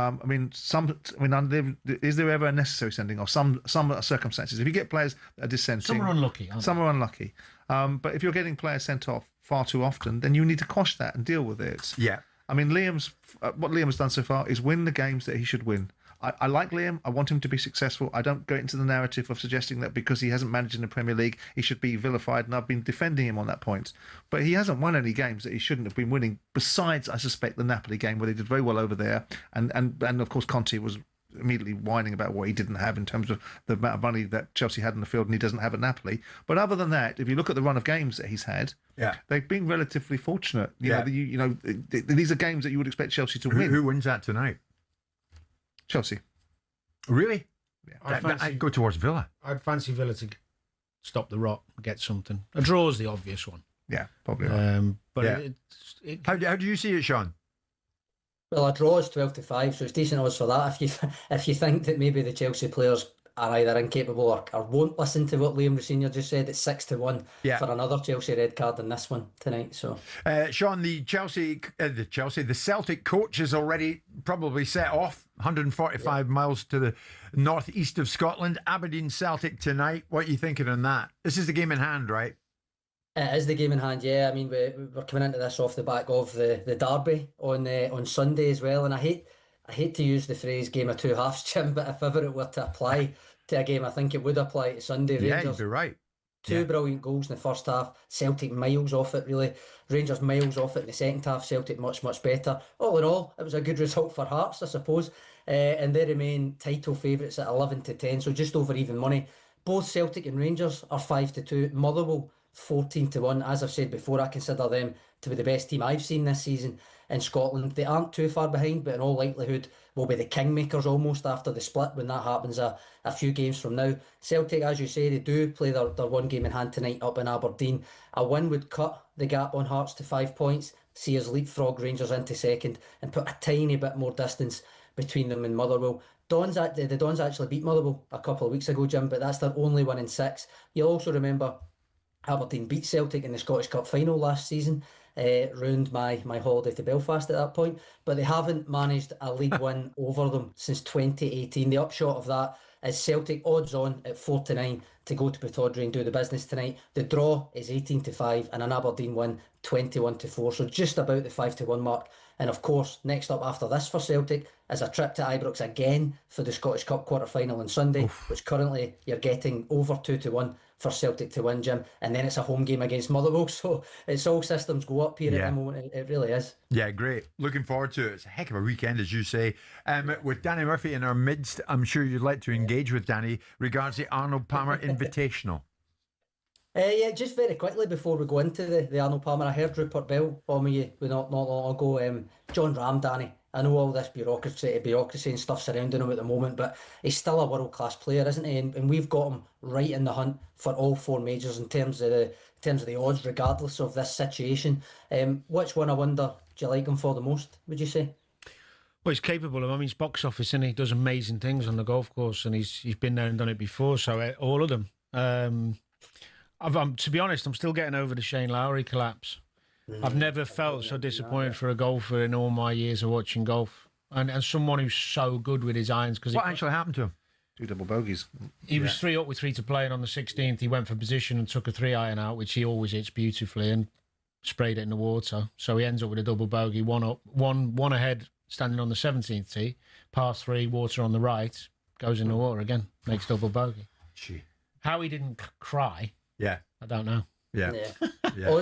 Odds-wise, Danny, the John Ram thing, he's 12-1 for PGA in the Open, 14s for the US Open, 16-1 for the Masters, just under a month away that. Now, obviously, John Ram can't tee up a lot of the bigger events in the lead-up, the Players, etc. That includes the Arnold Palmer this week. But it is what a field. You mentioned Shane Lowry there, but, I mean, Scotty, 2-time winner, 16-5 favourite. Rory, not won it since 2018. He's 9-1. Tommy Fleetwood, 16s. Russell Henley, 28-1 to retain it. Morikawa had maybe not a Lowry level collapse, but he was in pole position last year before falling away. He's 25 to get it done this time. Bob McIntyre, I'm honour bound to mention him, 33-1. Come on, and Bob. Shane Lowry, Danny, 28-1. 3 up ahead, as you say, 3 ahead with 3 to play. Meltdown, maybe, I don't know if it's too strong a word, but finished in a share of second. Nico Echevarria ended up winning it. He's 80-1 to double up here, but as I say, what a field. The Players next week, then it's just a hop, skip and a jump to the Masters, isn't it? Is there anybody for the Arnold Palmer you're thinking that I haven't mentioned there? Did you say Scotty and Rory are both playing, yeah? Yeah. I think anyone Rory's actually come into 8-1 since anyone finishes above them, they win. Give me a name, Danny. Give me a name. Names make news. Well, Scotty hasn't won for a few weeks, and he's done on 2nd, 3rd, and I'd go Scotty. I'd never go against him. You want to throw your questionable hand? Do you know betting on Scotty? Fuzzy Zola. Betting on Scotty's like betting on Simon in a debate in here with whoever comes in. Someone's going to have to be really good to finish ahead of them. Yeah, I think so. I think so. Who are the punters going with at this particular time then, would you say, Sean? Well, as I say, we saw Rory move. I mean, it was only like 20 minutes ago I took a note on 9-1. He's already moved into 8-1, so obviously it must be a wee bit of money for Rory. We have the winner without Scotty Scheffler market as well, Danny. Of course, Rory's 7s in that. Yeah. And you can work your way back from there, really.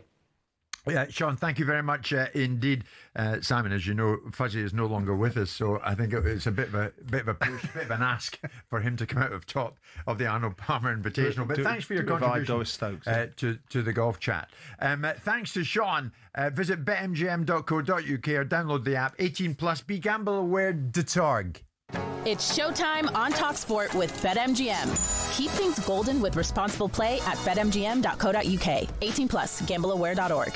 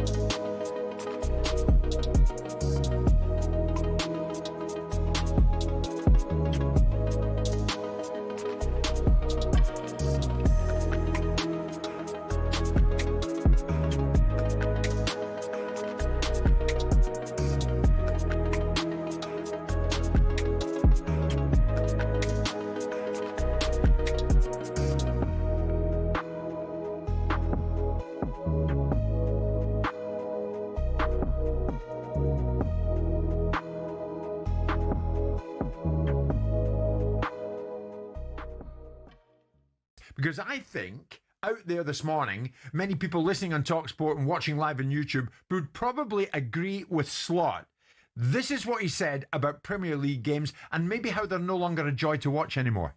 If I watch other leagues, I don't think there's so much emphasis on set pieces. One of the reasons is, and that's sometimes funny for me to do, if I watch a Eredivisie game, which I still do, I see goals being disallowed or falls on goalkeepers being given. And I'm like, oh, wow, that's a big difference. Here you can almost hit a goalkeeper in his face and the referee still says, just go on.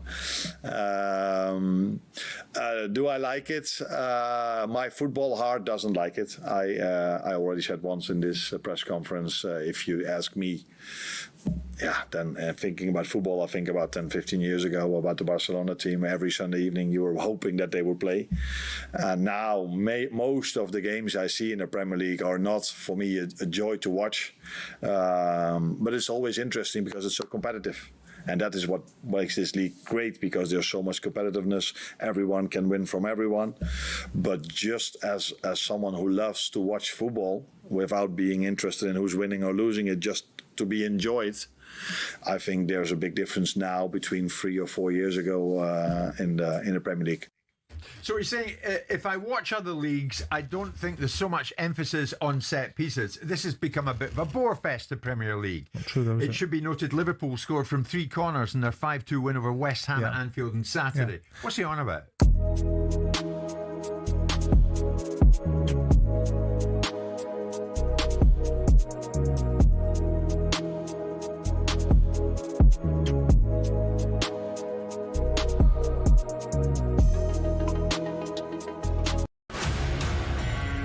Hello and welcome to talkSPORT Goal. We've been taking you through what should be another busy day of football. Chance to win it! We don't need to do that, guys. I'm going to owe you an apology. How would you get to that conclusion? That's a weak mentality. Oh, get out of it.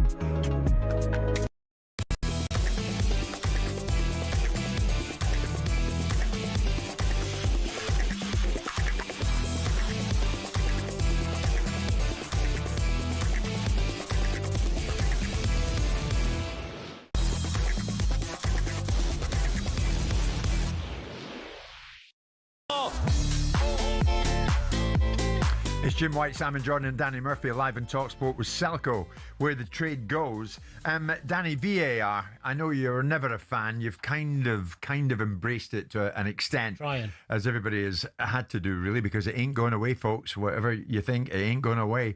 English football, we are told, is open to the idea of using a coach's challenge for subjective VAR decisions. It's hoped it would reduce VAR delays. Now, I mean, that in itself would be a good thing, Danny, because there's nothing that annoys...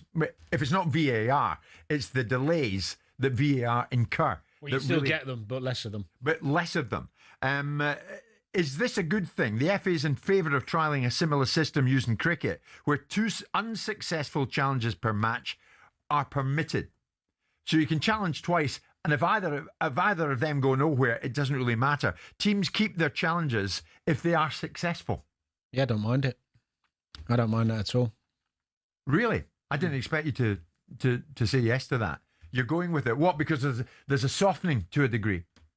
Or there's more of an inclusion, if you like. Well, I think to coaches. No, not that. More that it just lessens the intrusion of VAR. And then it's not going to be so if you use your appeals and then you're out of it, aren't you? Decision's done. Move on. Right. So you get less of it. Simple as that, really. Sense. Oh, yeah, that'll work. Yeah, that'll work. I know what you're going to say. Because they'll start with 2, and then that won't be enough. And then they'll need 3, and then there'll be arguments about having 4. And then there'll be arguments about the structure of the game and how that they've got it right, by the managers get it right, and actually the referees have got it wrong and the managers were right in the first place. Right, I hear what you're saying, but do you like the principle of this? No.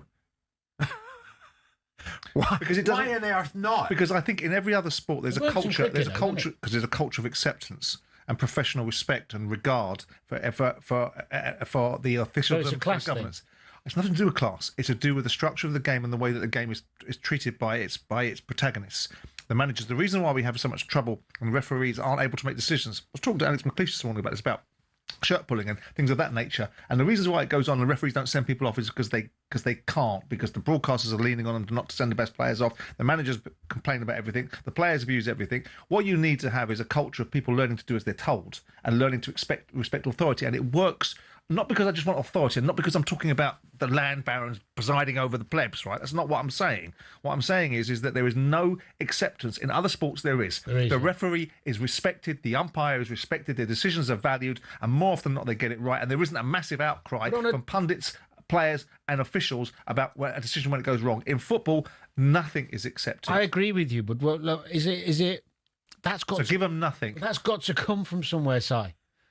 It comes from somewhere, Give them nothing. And it can only be the working class mentality of young footballers who don't accept. It comes from a liberty-taking culture inside football that exists from the very get-go, which means that liberties are the norm, and all of a sudden, the only time anyone stands up and says something about it is when it's an atrocity. Everyone takes the liberty from feigning and simulating to adapting rules. We decided, players unilaterally decided, that head injuries are no longer the reasons why games have to be stopped. If you fall over and stub your toe, you can stop the game, and if you don't, there's an outrage amongst the players. You have to establish. Referees have to establish authority over the game. And the challenge is they can't and they won't because there's so many downward pressures. Well, are you having this end, Simon? IFAB have got involved. New measures to be introduced in time-wasting crackdown. Time-wasting gets on everyone's nerves. Yeah. 5-second countdowns for goal kicks and throw-ins. Starting when, though? If the referee believes they're taking too long. Yeah, but when does the 5 seconds start? They'll trial them. Yeah.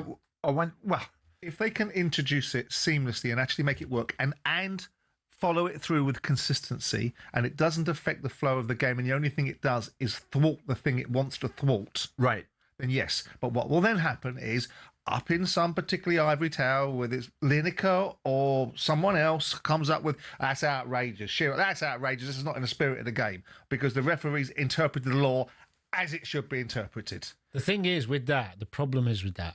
So if you say 5 seconds for a throw, when he gets the ball in his hand? Because a player who's a long throw specialist has to be allowed. Yeah, but the player has subjective. Oh no. The player has to be allowed to run across from his position to get the ball in the first place. Yes, so across quickly. Yeah, this is the point. So he runs across slowly. It's so hard to enforce that. You remember when years ago they did a 6-second rule for the goalie holding. I don't know what it is now actually, but I think it's similar. Maybe it's 8 seconds now.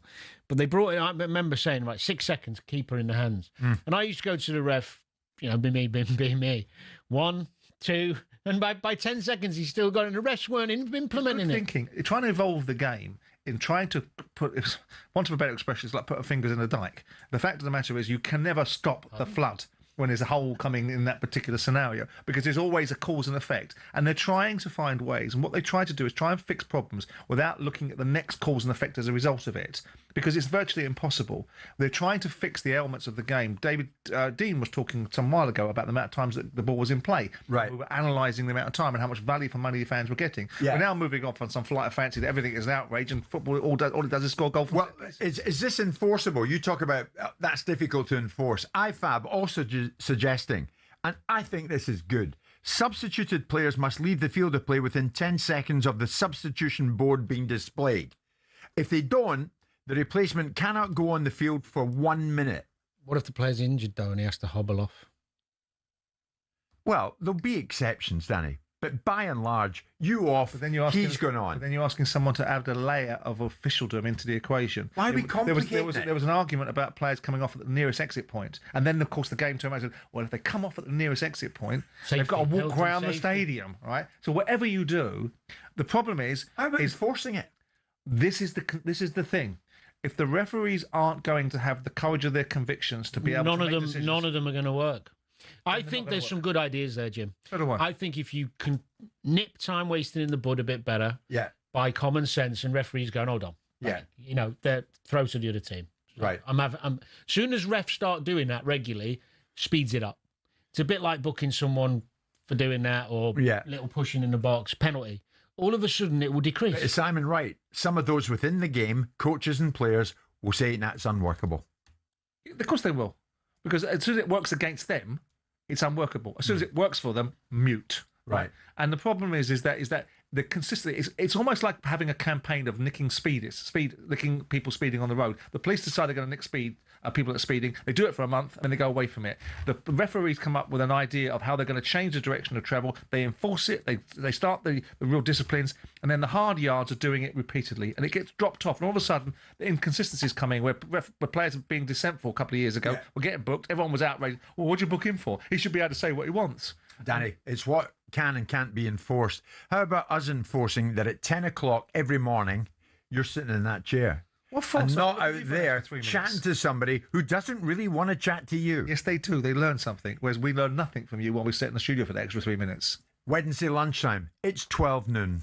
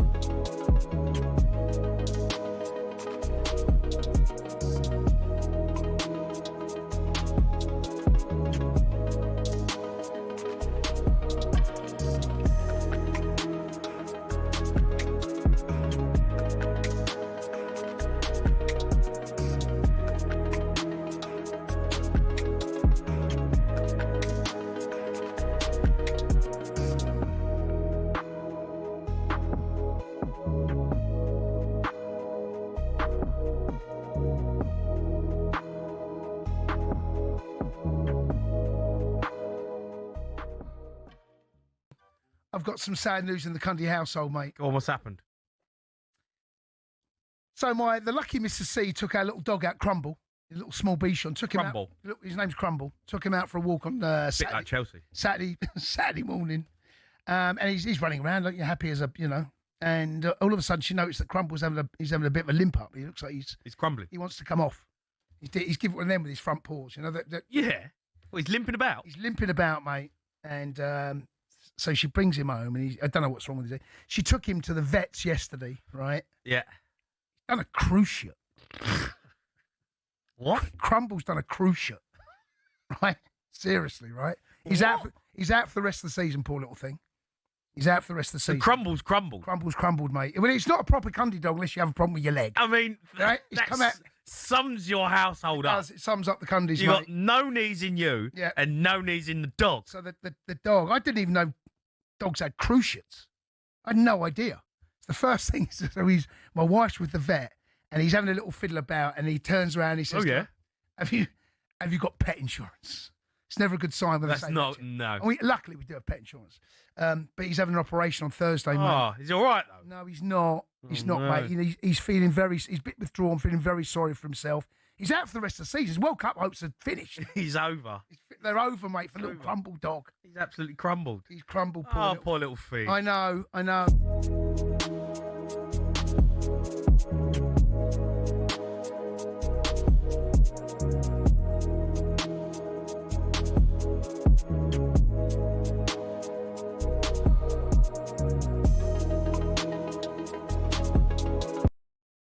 talkSPORT Sports Update powered by the Nissan Van Range. Commercial vehicles built around your business. Search Nissan Vans or head to your local Nissan Van Centre.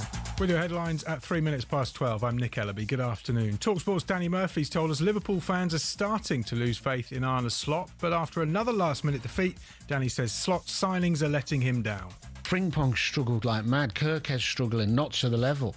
Isak, when he did play, he looked so far off it, whether that's fitness, mentality, whatever.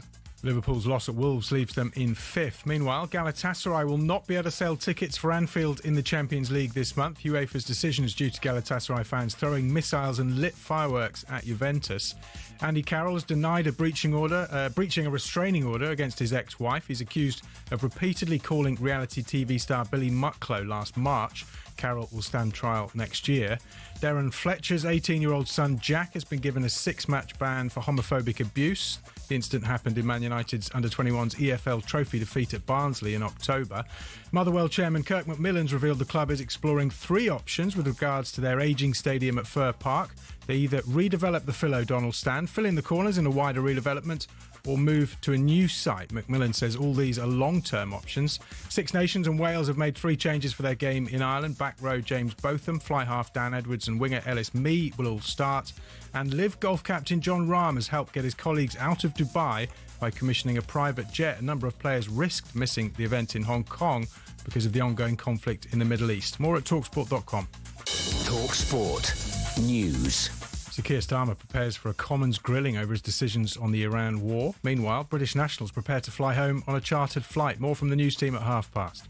talkSPORT weather with QuickFit, where we've got more premium tyres than the number of times you'll hear, "Ooh, it's a bit nippy this winter." Book today at quickfit.com.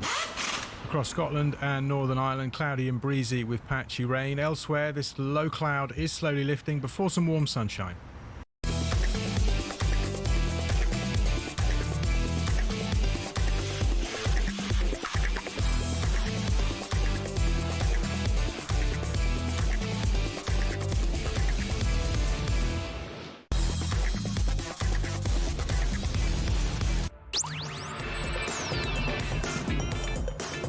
Good afternoon, everybody. 5 minutes past 12 noon. It's Jim White, it's Simon Jordan, and it's Danny Murphy, and we are live on talkSPORT. You can get more of Mr. Murphy tonight on Match of the Day duty because it's a very big night in the Premier League. Newcastle United playing Manchester United, one of those standout games. So too Aston Villa against Chelsea. Many big games coming your way tonight and tomorrow morning. Of course, we'll be looking at who did what and why. Danny will be doing that tonight on your telly. Talking about on your telly, you can catch this show right now on Samsung, Fire TV, Android, even Prime Video, wherever you want to watch us, we are there for you. I said it before and I'll say it again. Happy birthday to Sir Kenny, who is 75 today. The King Kenny Dalglish, of course. With Danny in our midst, we've really got to debate one of the big talking points coming out of the game at this particular time. And Arne Slot got stuck in this debate in the lead up to the game against Wolves, a match that they lost by 2-1 last night at Molineux. And that is, has a humble corner become an enemy of the game? Why does an increase in successful set pieces equal Borefest? The debate over the Premier League's attractiveness carries on. Slot started the week claiming that the top flight is no longer a joy to watch, following this shift in emphasis, if you like, towards set pieces. Now, Arsenal lead the way at the moment, at the top of the shop, but they've scored 21 goals from set pieces this season, the most in the Premier League, and Arteta wants even more. I certainly want to be. I'm upset that we don't score more. and that we concede as well. So we want to be the best and the most dominant team in every aspect of the game. I don't know how you celebrate one goal different to another one. Maybe for YouTube it's nicer one or another, I don't know, but the reality of football depends a lot. Now, Manchester City boss Pep Guardiola says that Slot's arguments have got a degree of resonance here. He's compared the rise of set pieces to the increase of three-pointers in NBA. I remember when I was a young boy, a young kid, every time we thought in Spain, when the people say, in England, when it's a corner, the people celebrate it, like a goal, celebrate the corner, a free kick. I remember perfectly when I was a young boy, so nothing changed. But it's true that I think Arsenal dictate a little bit how they do it, and is an important role. And before years ago in NBA, the three-shot point was not involved as much like Golden State Warriors, where Stephen Curry started to make 3 points and everyone adapt. And now Celtics do it as well. So many teams. So it's part of the ball, part of the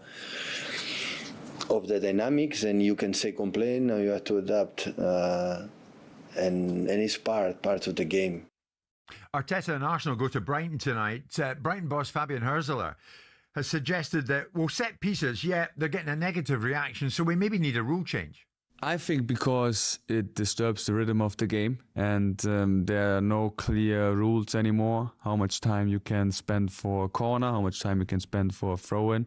When Arsenal has a corner and they are leading, sometimes they spend over 1 minute just to take a corner, and therefore I think we just have to make clear rules, because then in the end we have a netto game time of 50 minutes instead of sometimes 65 minutes. And at corner kicks, of course, we see what happens with all this wrestling amongst players inside the box. Michael Carrick echoed similar sentiments to some of the others. I think it's gone too far, yeah. I think obviously the success of set pieces, corners in particular, probably in terms of being able to put so many bodies close together, has made more teams do it, because the success rate is so high, in terms of as a game, and it doesn't feel that we've kind of got that balance right. Danny, that's quite a widespread selection of views from some of those at the top of the game. Why has the humble corner become an enemy of football? I'm not sure. I'm hearing mixed messages there. I mean, there's a time wasting issue, and there's set plays. So if Hürzeler's right, he's right in terms of sometimes set plays can be dragged out, ambling over to take a throw in, taking forever on a corner. But that's been since day dot, since I started playing football. You just drag it out till you get told not to. That's down to the officials again. The actual grappling in the box on set plays has always gone on to a degree. It is at the moment, does seem a bit more than in past seasons gone by, but that's because Arsenal have shown the way and everyone's copying them. The only thing with that, now we have VAR, let's use it. Let's make the refs be more competent and brave in giving penalties when they see a defender defending a corner with his back to goal. I'm looking at Simon, the ball's behind me and I'm grappling you. Penalty. You're not trying to play the ball. It's like everything we've seen in decades of football. When they implement hard on something, it dissipates. So it's not rocket science to me. You can't start changing the rules of, someone was suggesting you have less numbers in the box. You have to keep X amount of players outside the box. All the, like hockey penalties and stuff like that. Yeah. See, Arsenal become masters at it, but there's a lot of noise now because of that. Well, others are saying, no, something's got happening. I think this is just teams who are struggling with it, making excuses. I think you've always had, Tony Pulis Stoke, when we used to go there, we'd spend the whole week trying to defend it, stop it, what we were going to do, what we were going to do differently, how we were going to stop them.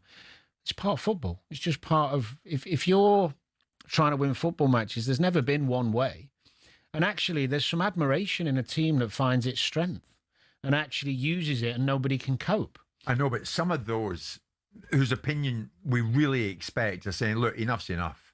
Ruud Gullit has told the Dutch media this week, I've decided to stop watching football. I don't enjoy it. I watched Arsenal-Chelsea. What an absolute garbage match of football. I see players trying to create corner kicks, trying to create throw-ins. I see ball boys ready to give towels to players. Football has become horrible. I hope this isn't the path we're heading in. Well, it is. It's interesting that two of the voices that have been most prominent have been two Dutch. You know, Arne Slot and Ruud Gullit, that have been brought up in an era of total football.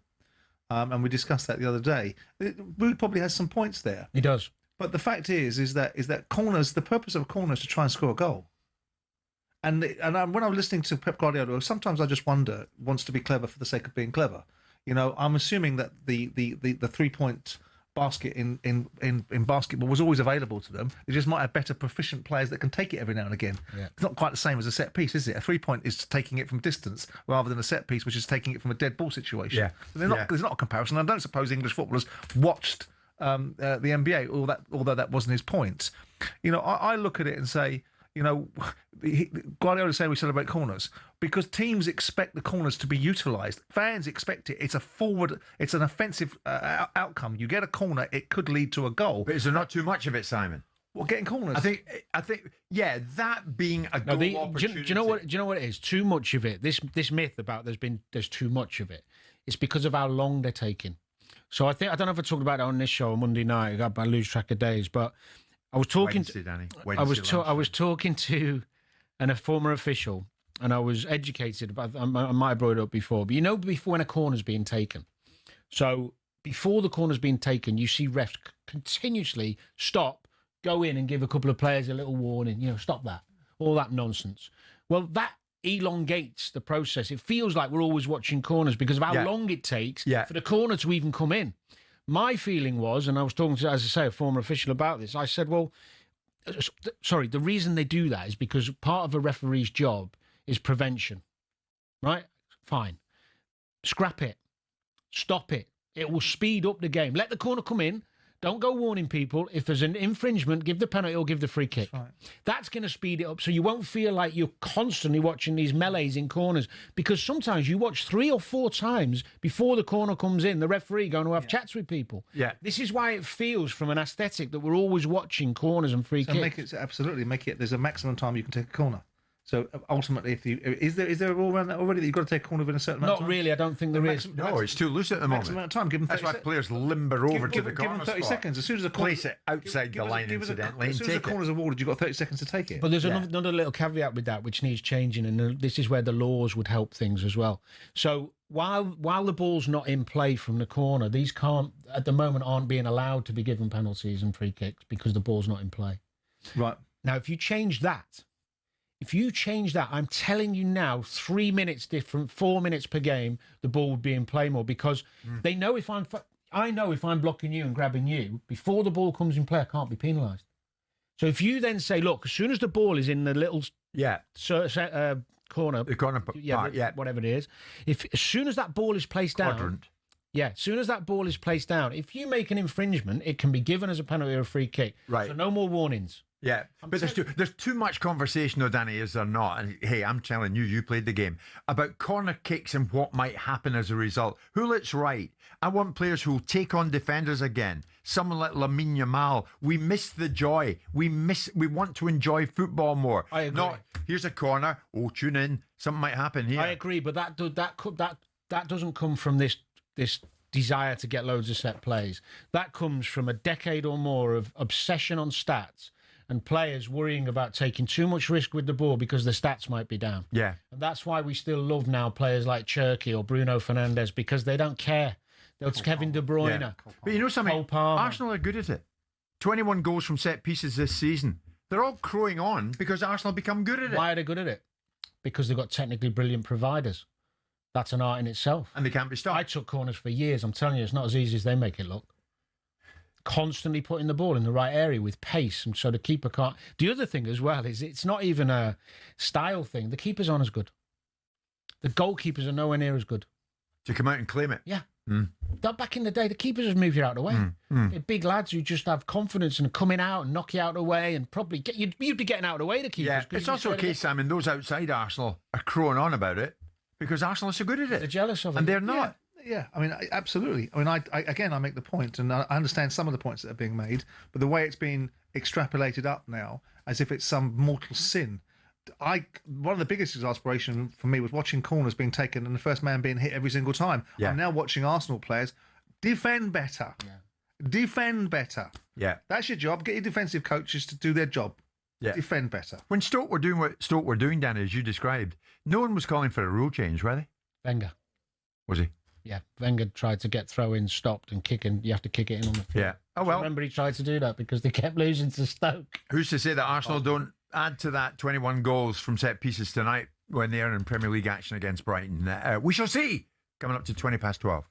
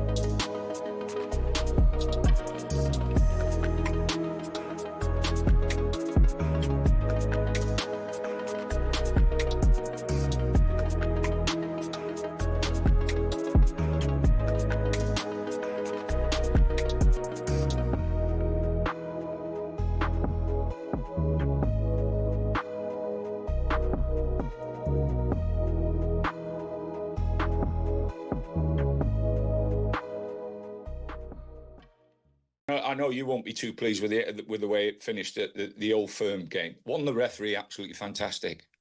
I think he actually jumped over and a couple of players who went down injured. Yeah. He never stopped the game once. Absolutely. It was like watching football 20 years ago. Yeah. You know, he wasn't having anybody hanging around or falling down and blowing up and stopping the game. He just got on with it. And amazingly, how many of those players jumped up and carried on playing? I know. It's funny though, Tony. You know when players do it? It was just fantastic. You know when players do it, right, and then they fall down and then their team win the ball back. They're straight up, aren't they? On getting back in the box to go and try and score a goal.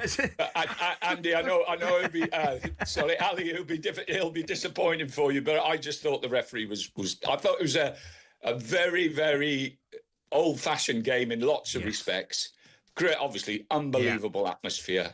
It was Commitment incredible from both teams and a great result for Martin, especially at the end. I've got to say, Tony, I mean, I just think in the grand scheme of things, yes, you're absolutely right. I was delighted at half-time, disappointed at the end of the game. But in the grand scheme of things, well, what's happening up the road? Motherwell, mate, you won't be aware. I think Motherwell have got the best defensive record in Europe. They've only lost 18 goals and they're only 2 points behind, and they've got to play Celtic twice, Hearts twice, Rangers once. It's what an end to the season we're having, mate. It's brilliant. Yeah, brilliant. Well, brilliant. And brilliant. I love those stats. Not conceding many goals. That's right up my street. That's right up my street. I'd write it down for you, Tony. I'd put your name in capital letters up there, mate.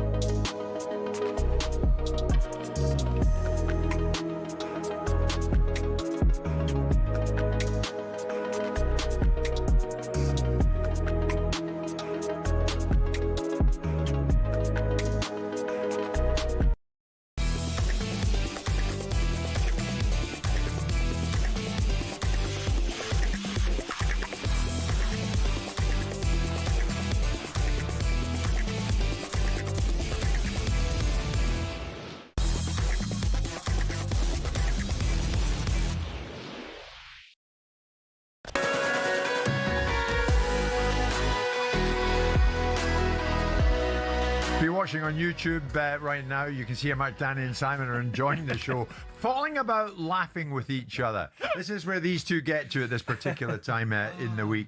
Simon, on a more serious note, Leicester City, they are a club right now that do not have their problems to seek. And yourself and myself and Stephen Borson discussed the situation at Leicester at this particular time, with points reductions, with appeals going on, etc., etc. But does reshaping a boardroom change the fortunes for those on the pitch? In this instance, I think what's getting at the fans is that the same people, the same cast members, if you like, are still there. So it's a controversial season and a disappointing season for Leicester City at this particular time. The club have announced a new structure that will see Ayawat Shinavratapradya leave his role as chief executive, but stay on as chairman. So he's leaving his role as chief exec, but he stays on as chairman. Yeah. Elsewhere, the finance director, Kevin Davis, will step up to chief exec. Elsewhere, the much criticised fellow on the board, John Rudkin, goes from sporting director to chief football officer. Many fans feel that this is promotion for him, but this is also promotion for failure. They're not having Rudkin, and he's been at the brunt of a lot of their criticism. Okay. So if you reshape a boardroom, Simon, when those who are part of this wall of criticism that's coming from the fans are seen to stay on, what does it necessarily what's the purpose of it? Yeah. What's the purpose? I mean, ultimately, it's interesting that you elevate the finance director that's been responsible for these PSR breaches to some extent, because it will be his budgeting, his cost controls, and his direction of input. Yeah, it's allowed people. I mean, obviously, they've done it. They've done what they chose to do and done what they wanted to do. Right. So to elevate him to chief executive is a reward for somebody that is, in part, contributed to the breaches of circumstance or breaches of the governance, which is creating all the problems for Leicester in terms of potential relegation. But of course, you move people around. I mean, the owner of the business is not going to remove himself from the business. The difficulty in football is that you have this chief executive role, and then you have a chairman, which is more ostensibly the funder. And the control always goes with the person with the money. So you ask chief executives to have all the control, but none of the real influence, because the money determines things. So it's a balancing act between people being skillful at their jobs, and it's about who they're interfacing with inside the business. Are you doing it to placate the fans in some shape or form? Are you doing it to shake the board up, to move it around and put people into better roles? Right. Well, if you're doing it to placate the fans, then you're not going to achieve it, because the same people are in situ, just having different roles. If you're doing it because you think there's a better way of creating outcomes from very capable people that need to be given different roles. Put aside the John Rudkin argument. I don't know whether he's good at recruiting players or not. Well, the fans have their own opinion. To be fair to Leicester, they've appointed James McCarran from the City Group as their new sporting director. So they are bringing in new individuals as well. There are fresh faces amongst this shake-up. I mean, we've seen how that works. You know, what people do is they link things to one success and assume it's going to be successful somewhere else. We saw the wonderful advice that was given to Birmingham by the former chief executive of Manchester City. You know, Gary Brown, wasn't it? And Birmingham got relegated and employed Wayne Rooney as their manager and got relegated the same season. So we've got to stop this idea that just because someone was good, it was indexed to a framework that was successful, or related to a manager that was good and they were a disciple of his, that they're subsequently good themselves. So we'll see how he plays out. But once upon a time, Leicester was successful because they had an owner that managed to galvanise a team with support for his manager at the time, Ranieri, and they bought well. And these appointments, do they affect the on-field stuff? Well, not really. Not really? Not really. Not really. I mean, a chief executive... They do if the club loses money, though, because of a certain person. Well, yeah, of course. Yeah, I mean, like the guy at Palace who lost all the tax. That's a basic level of competency. Yeah. You know, but the chief executive of Crystal Palace would have not superseded Steve Parish's view. And so the chief executive of Leicester is not going to be given autonomy. He's still going to report into the owner of the business, because the owner of the business is ostensibly funding it. Yeah. So whilst these people will do jobs and they'll be responsible for certain aspects of the business and they'll be responsible for certain communications, let's be honest about it. You've got the fellow that's replaced Daniel Levy at Tottenham, but really it's the Lewis family that are determining what's happening, because it's the Lewis family's money. And so he will enact their wishes. Right. So it doesn't make much difference that the fellow at the top, Ayawat, who's known as Top at Leicester. He's the money. He's the money. So he leads from chief exec to chairman, but it doesn't really make any difference. Well, it might take him out of some functions on a daily basis. The chief executive, he might not be front of house when it comes to negotiating player contracts, or appointing different commercial positions inside the business, or negotiating with suppliers, or dealing with issues around human resources. That might be the difference in that particular role. Before we leave this kind of boardroom topic, when you were at Palace, you're the sporting director. Or a director of football? For a period of time, yeah. Did you say to him, as and when you choose, speak to the media? Not really, because it was very early in the days of technical directors or sporting directors. I mean, the real innovation around sporting directors was Frank Arneson coming into Tottenham and then getting poached by Chelsea. And then we saw this increase in the idea. He was very competent, though, wasn't he? Incredibly competent. And we've had him on the show, and I know Frank very well. And you know, he was a leading sporting director, but not with the media. Now, whether they should speak to the media is a different discussion. Well, that's a point that Christian Purslow brought up, Simon, on Sunday edition, that sporting directors maybe should front up more to the media. Have a listen. I think that we have an accountability issue. I think managers tend to be the only people put up in front of the media to explain many aspects that go beyond results on a weekend. Sometimes they're sitting there knowing they didn't agree with the transfer policy that summer, and yet they're taking the can for it. So I think we need to see a little bit more shared accountability for the bigger issues behind the scenes that are actually affecting what happens on the field. That's the root cause. Managers live and die by results on a week-to-week basis. Sporting directors don't. That's a mismatch, and it needs to be addressed. I think Christian's right. There should be more shared accountability. Well, if you're the chief executive and the sporting director doesn't do a good job, you fire him in the same way you fire the manager. Your choice.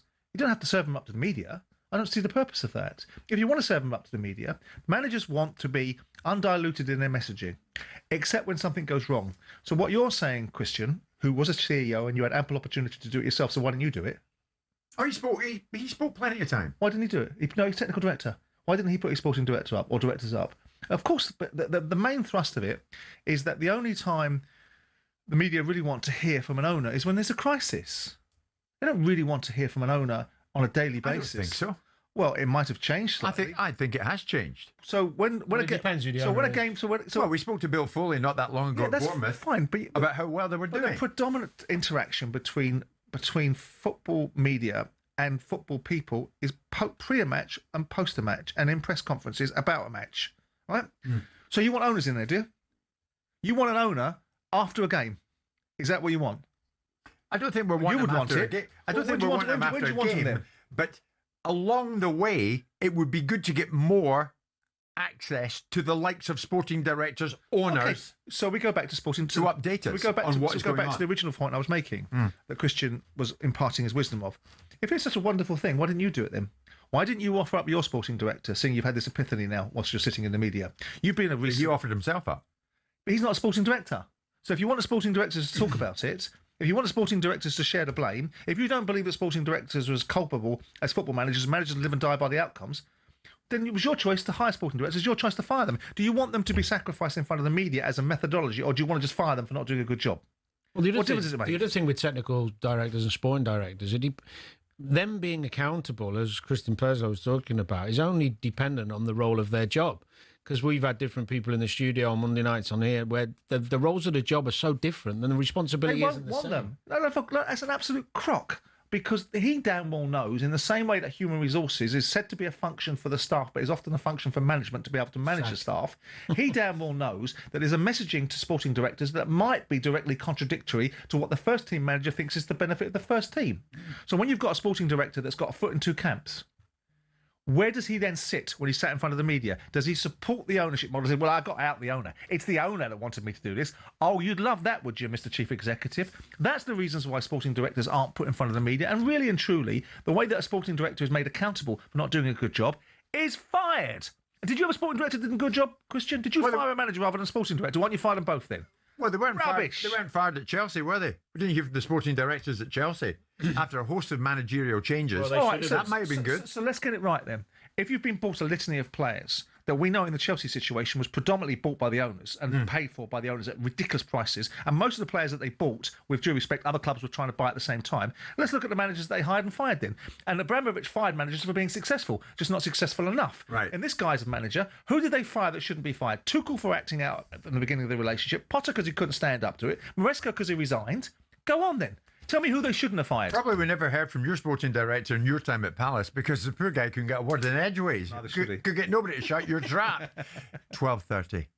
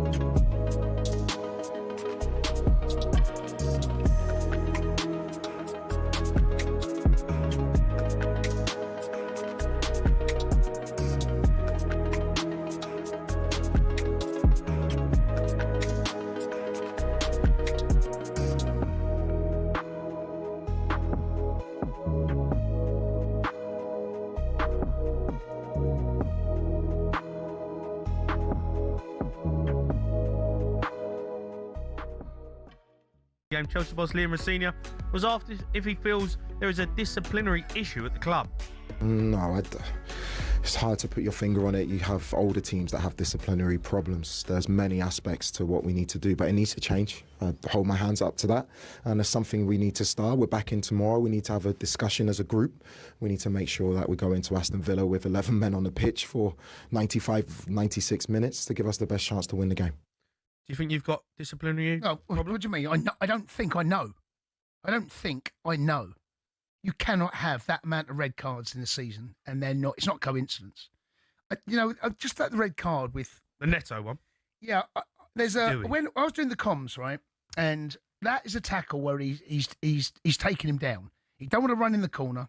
He's probably Martinez come off the bench. He don't fancy it. He's like, I don't really fancy change. He's taken a little bit of a cheat's way out. He's brought him down. Yeah. And he doesn't want to. That's a tackle for someone that's not on a yellow. I don't think he knows he's on a yellow card. I'm not excusing it because it's another cheap yellow card. And the problem you've got, and I've watched every Chelsea game, is we pick up cheap yellow cards, and cheap yellow cards can lead to expensive red ones. Yeah.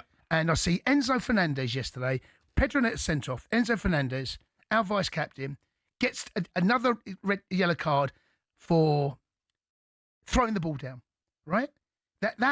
That's got to be cut out. Your discipline has got to be on point, and I can't excuse it, and I'm not going to excuse it. It's absolutely terrible. Our discipline record this season is nothing short of shocking.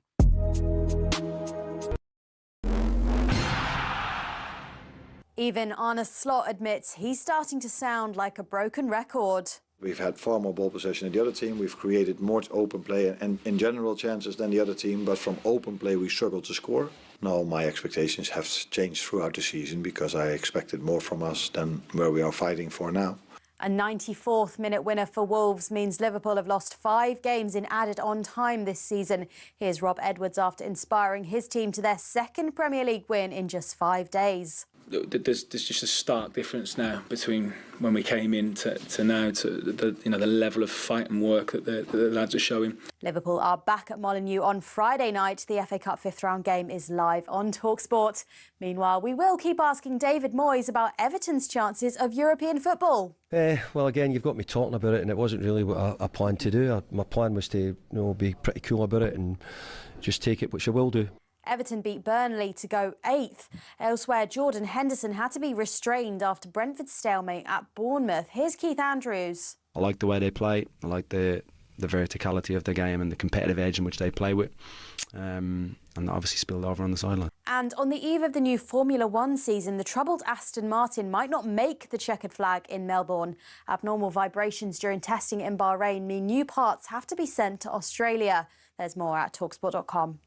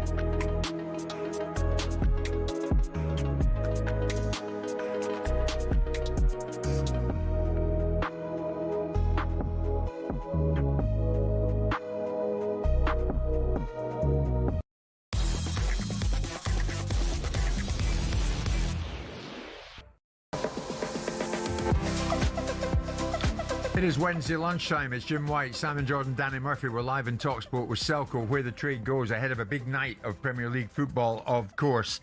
And we're going to get into some of that now, alongside talkSPORT's chief football correspondent, Mr. Alex Crook. Alex, good afternoon to you. As I've constantly reminded Simon, I had a very enjoyable Sunday down at Brighton, who looked after me very royally, and I enjoyed watching Brighton against Nottingham Forest. On Nottingham Forest, I did not see the global head of football, Edu, at the match. I wonder if he's going to be heading with Forest to the game at Manchester City tonight.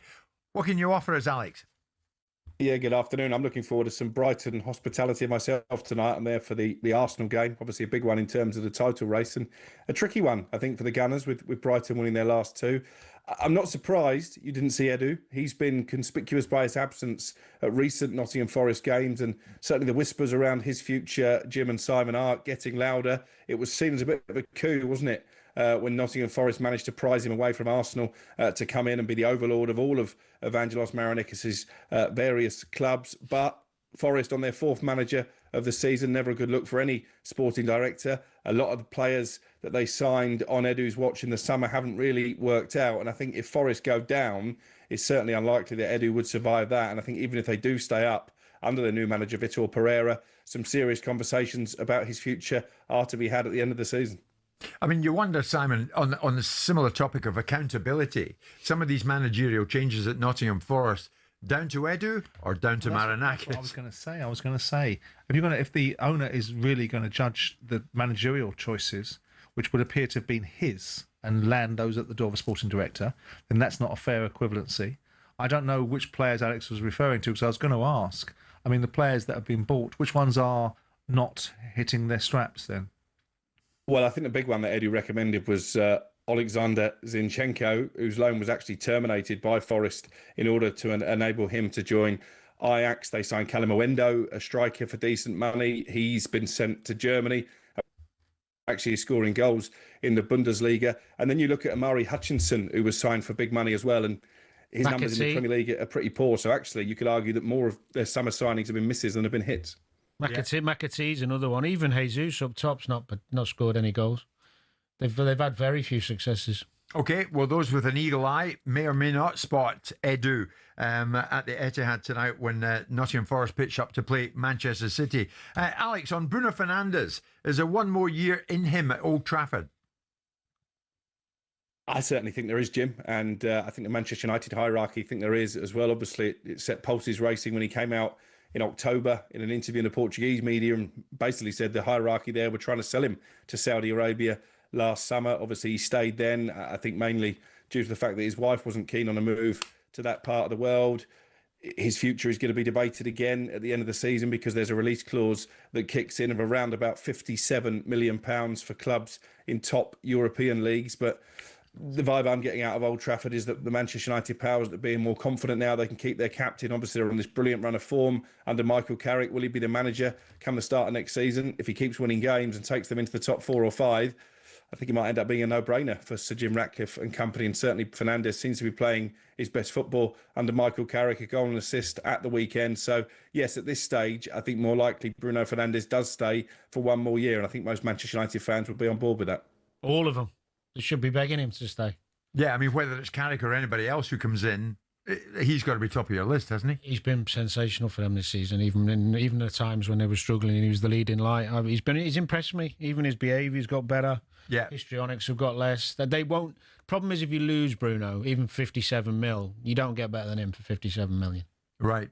Simon, I don't know if I told you I was down at Brighton at the weekend watching Brighton against Indeed you did. Danny Welbeck, absolutely outstanding.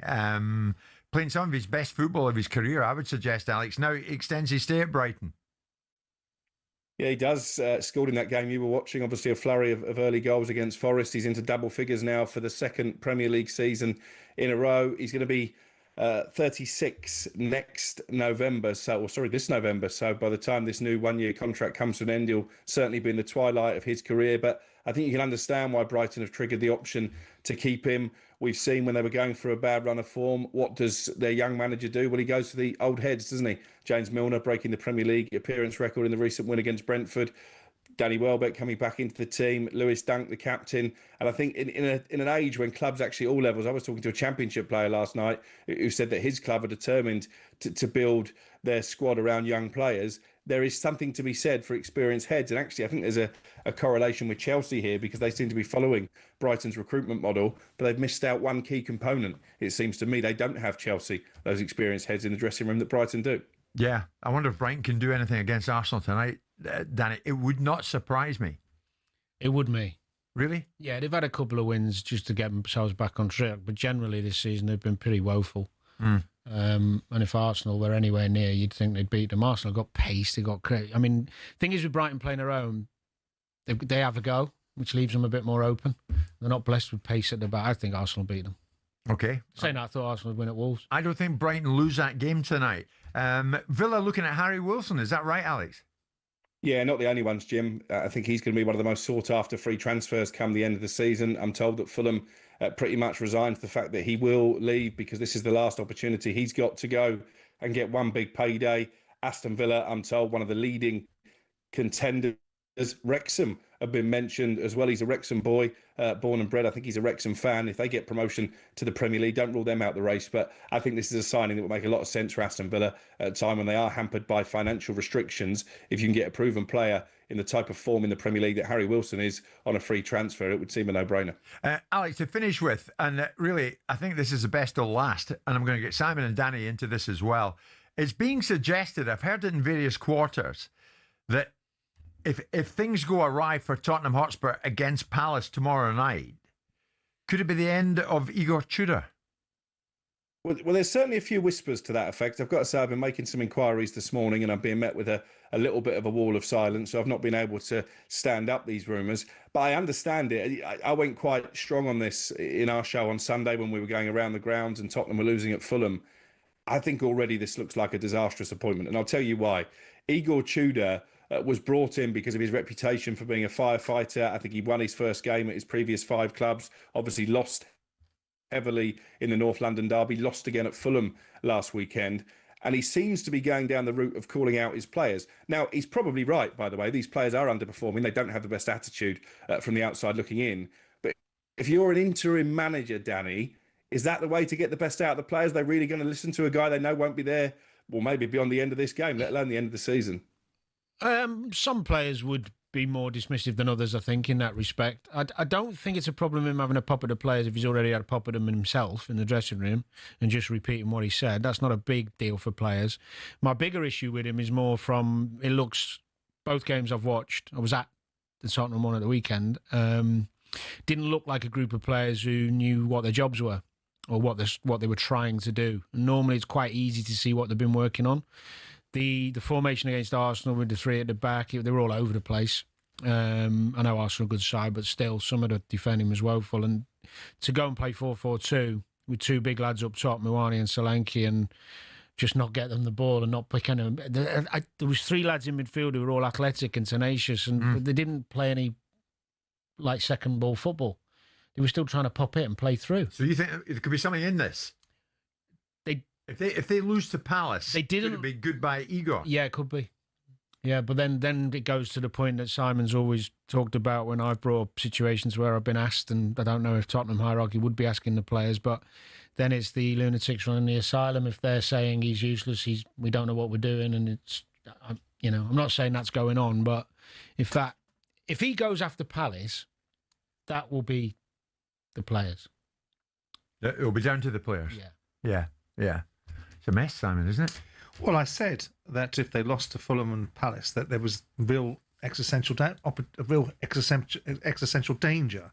So what does that translate into? Keeping the manager or not keeping him? I don't know what to make of him. I don't think you can judge anything by the performances that you've been given. I don't think it was wise for him, as we said the other day, to come out and slaughter the players, because I don't think he's got any traction with them. He's got no relationship with them. He's got no currency with them. They don't care what he thinks. His opinion is what they've known him for 2 weeks, and he's not going to be there in 5 months' time. They would care if a certain type of person went through the door. It depends, honestly. If your manager can have a real good impact quite quickly, especially if there's an instant respect from what they've done before. And that's a problem. Well, it can be. That might be the problem. It can be, yeah. Yeah. Alex, in the meantime, thank you very much. talkSPORT chief football correspondent, doubtless on duty tonight, as it's a big Premier League night here at talkSPORT. We're coming up to 10 to 1.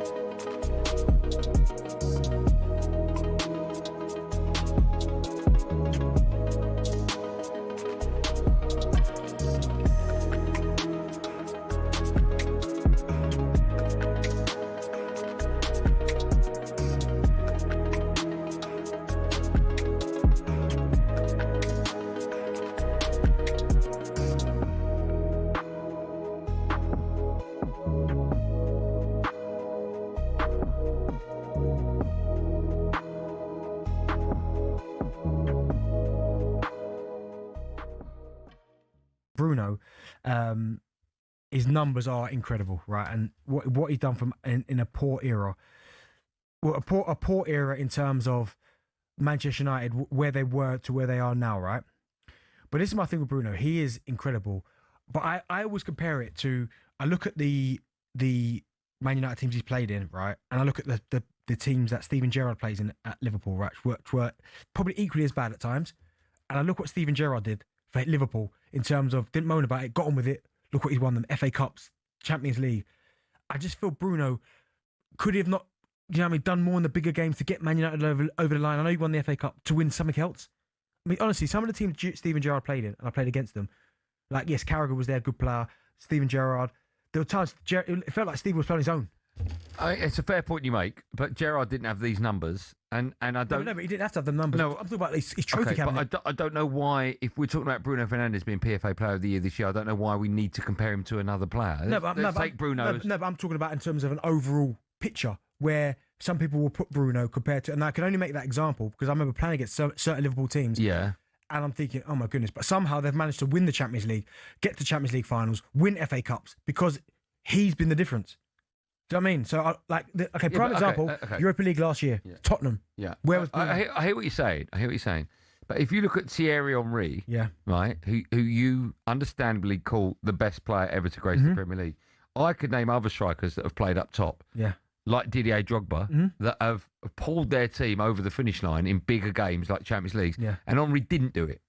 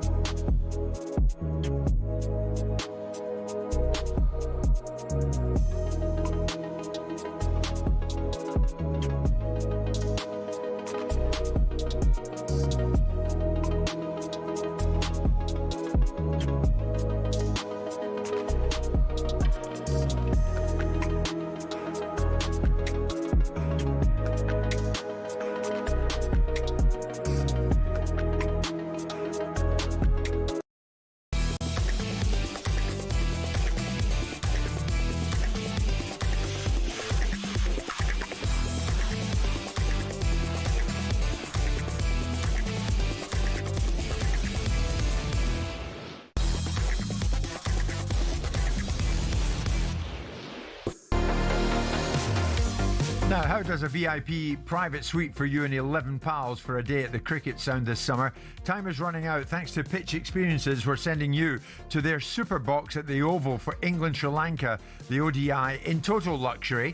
We're talking fine dining, your own personal mixologist.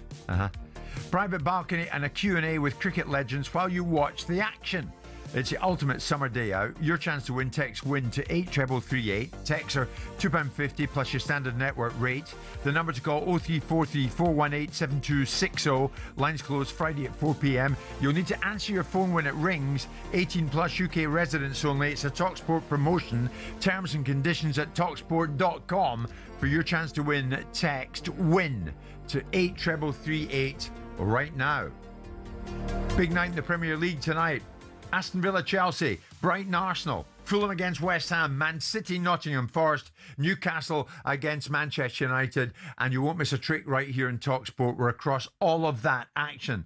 But Danny, West Ham play tonight, Nottingham Forest play tonight, Tottenham Hotspur play tomorrow night, all of them battling to avoid the drop. How much does playing first alter the psychological dynamic? A little bit. I mean, if you're Tottenham tomorrow night and Forest and West Ham were to get wins, all of a sudden the pressure mounts up. Exactly. So you'd rather play first, generally, even at the top or bottom. You'd always rather play first. Yeah, you would, 100%. But then it can work for some players in a different way. You know, if you know the pressure's on, you perform that little bit better. The better players do that. So it can go both ways. But generally, most people would want to play first because you can heap the pressure on and you can just feel, you can breathe and then relax and just watch that game thinking, go on then. But if West Ham and Forest are both well beaten tonight, it can work the other way, can't it? Well, yeah, because then what happens is, of course, the excitement in the stadium grows because they're thinking if we can win, they'll get behind you a bit more temporarily till you mess it up. Yeah. But the fans will go there going, we win now, the gap gets bigger, everyone breathes a sigh of relief and it's a more joyous occasion. But, yeah, there's so many different caveats. But the reality is you got to not be looking elsewhere for help. West Ham at Fulham.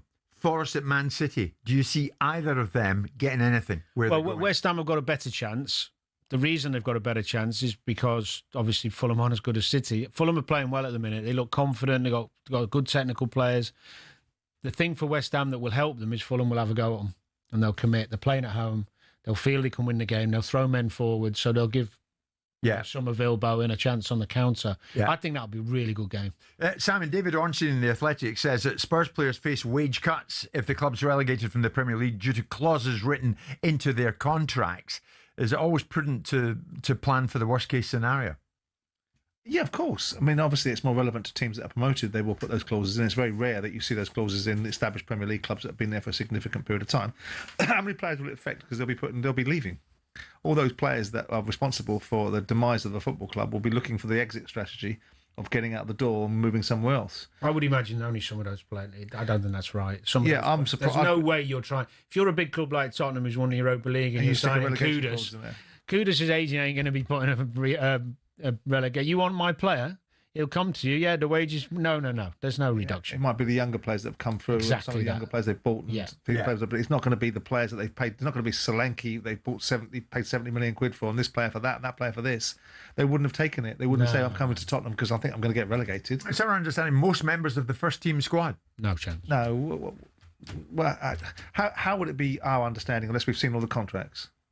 How would it be David Ornstein's? I mean, I know he's a good journalist, so I accept that. But how would it be that he understands who at Tottenham would be telling them that they've got a clause in there? First of all, who at Tottenham would be discussing relegation with the media?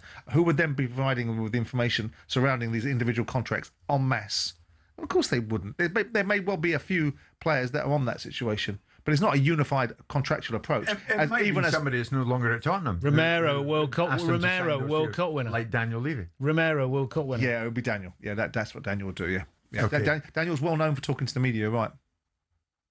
No, not talking to the media. Right, there you are then. But maybe that is the reason. Maybe off the record, a bit of information has come down its way. That's how it works. Rubbish. That's how it works. I don't know how it works. They sign young players. Bergval, Gray, Spence, maybe players like that. Yeah. The big boys, None of them have got agents that bad that would allow them to be going. Can you imagine Tottenham trying to negotiate to get a player when there's other clubs? Did you sign for Fulham and allow a relegation clause to be put in your contract? Well, you were begging Fulham to sign you.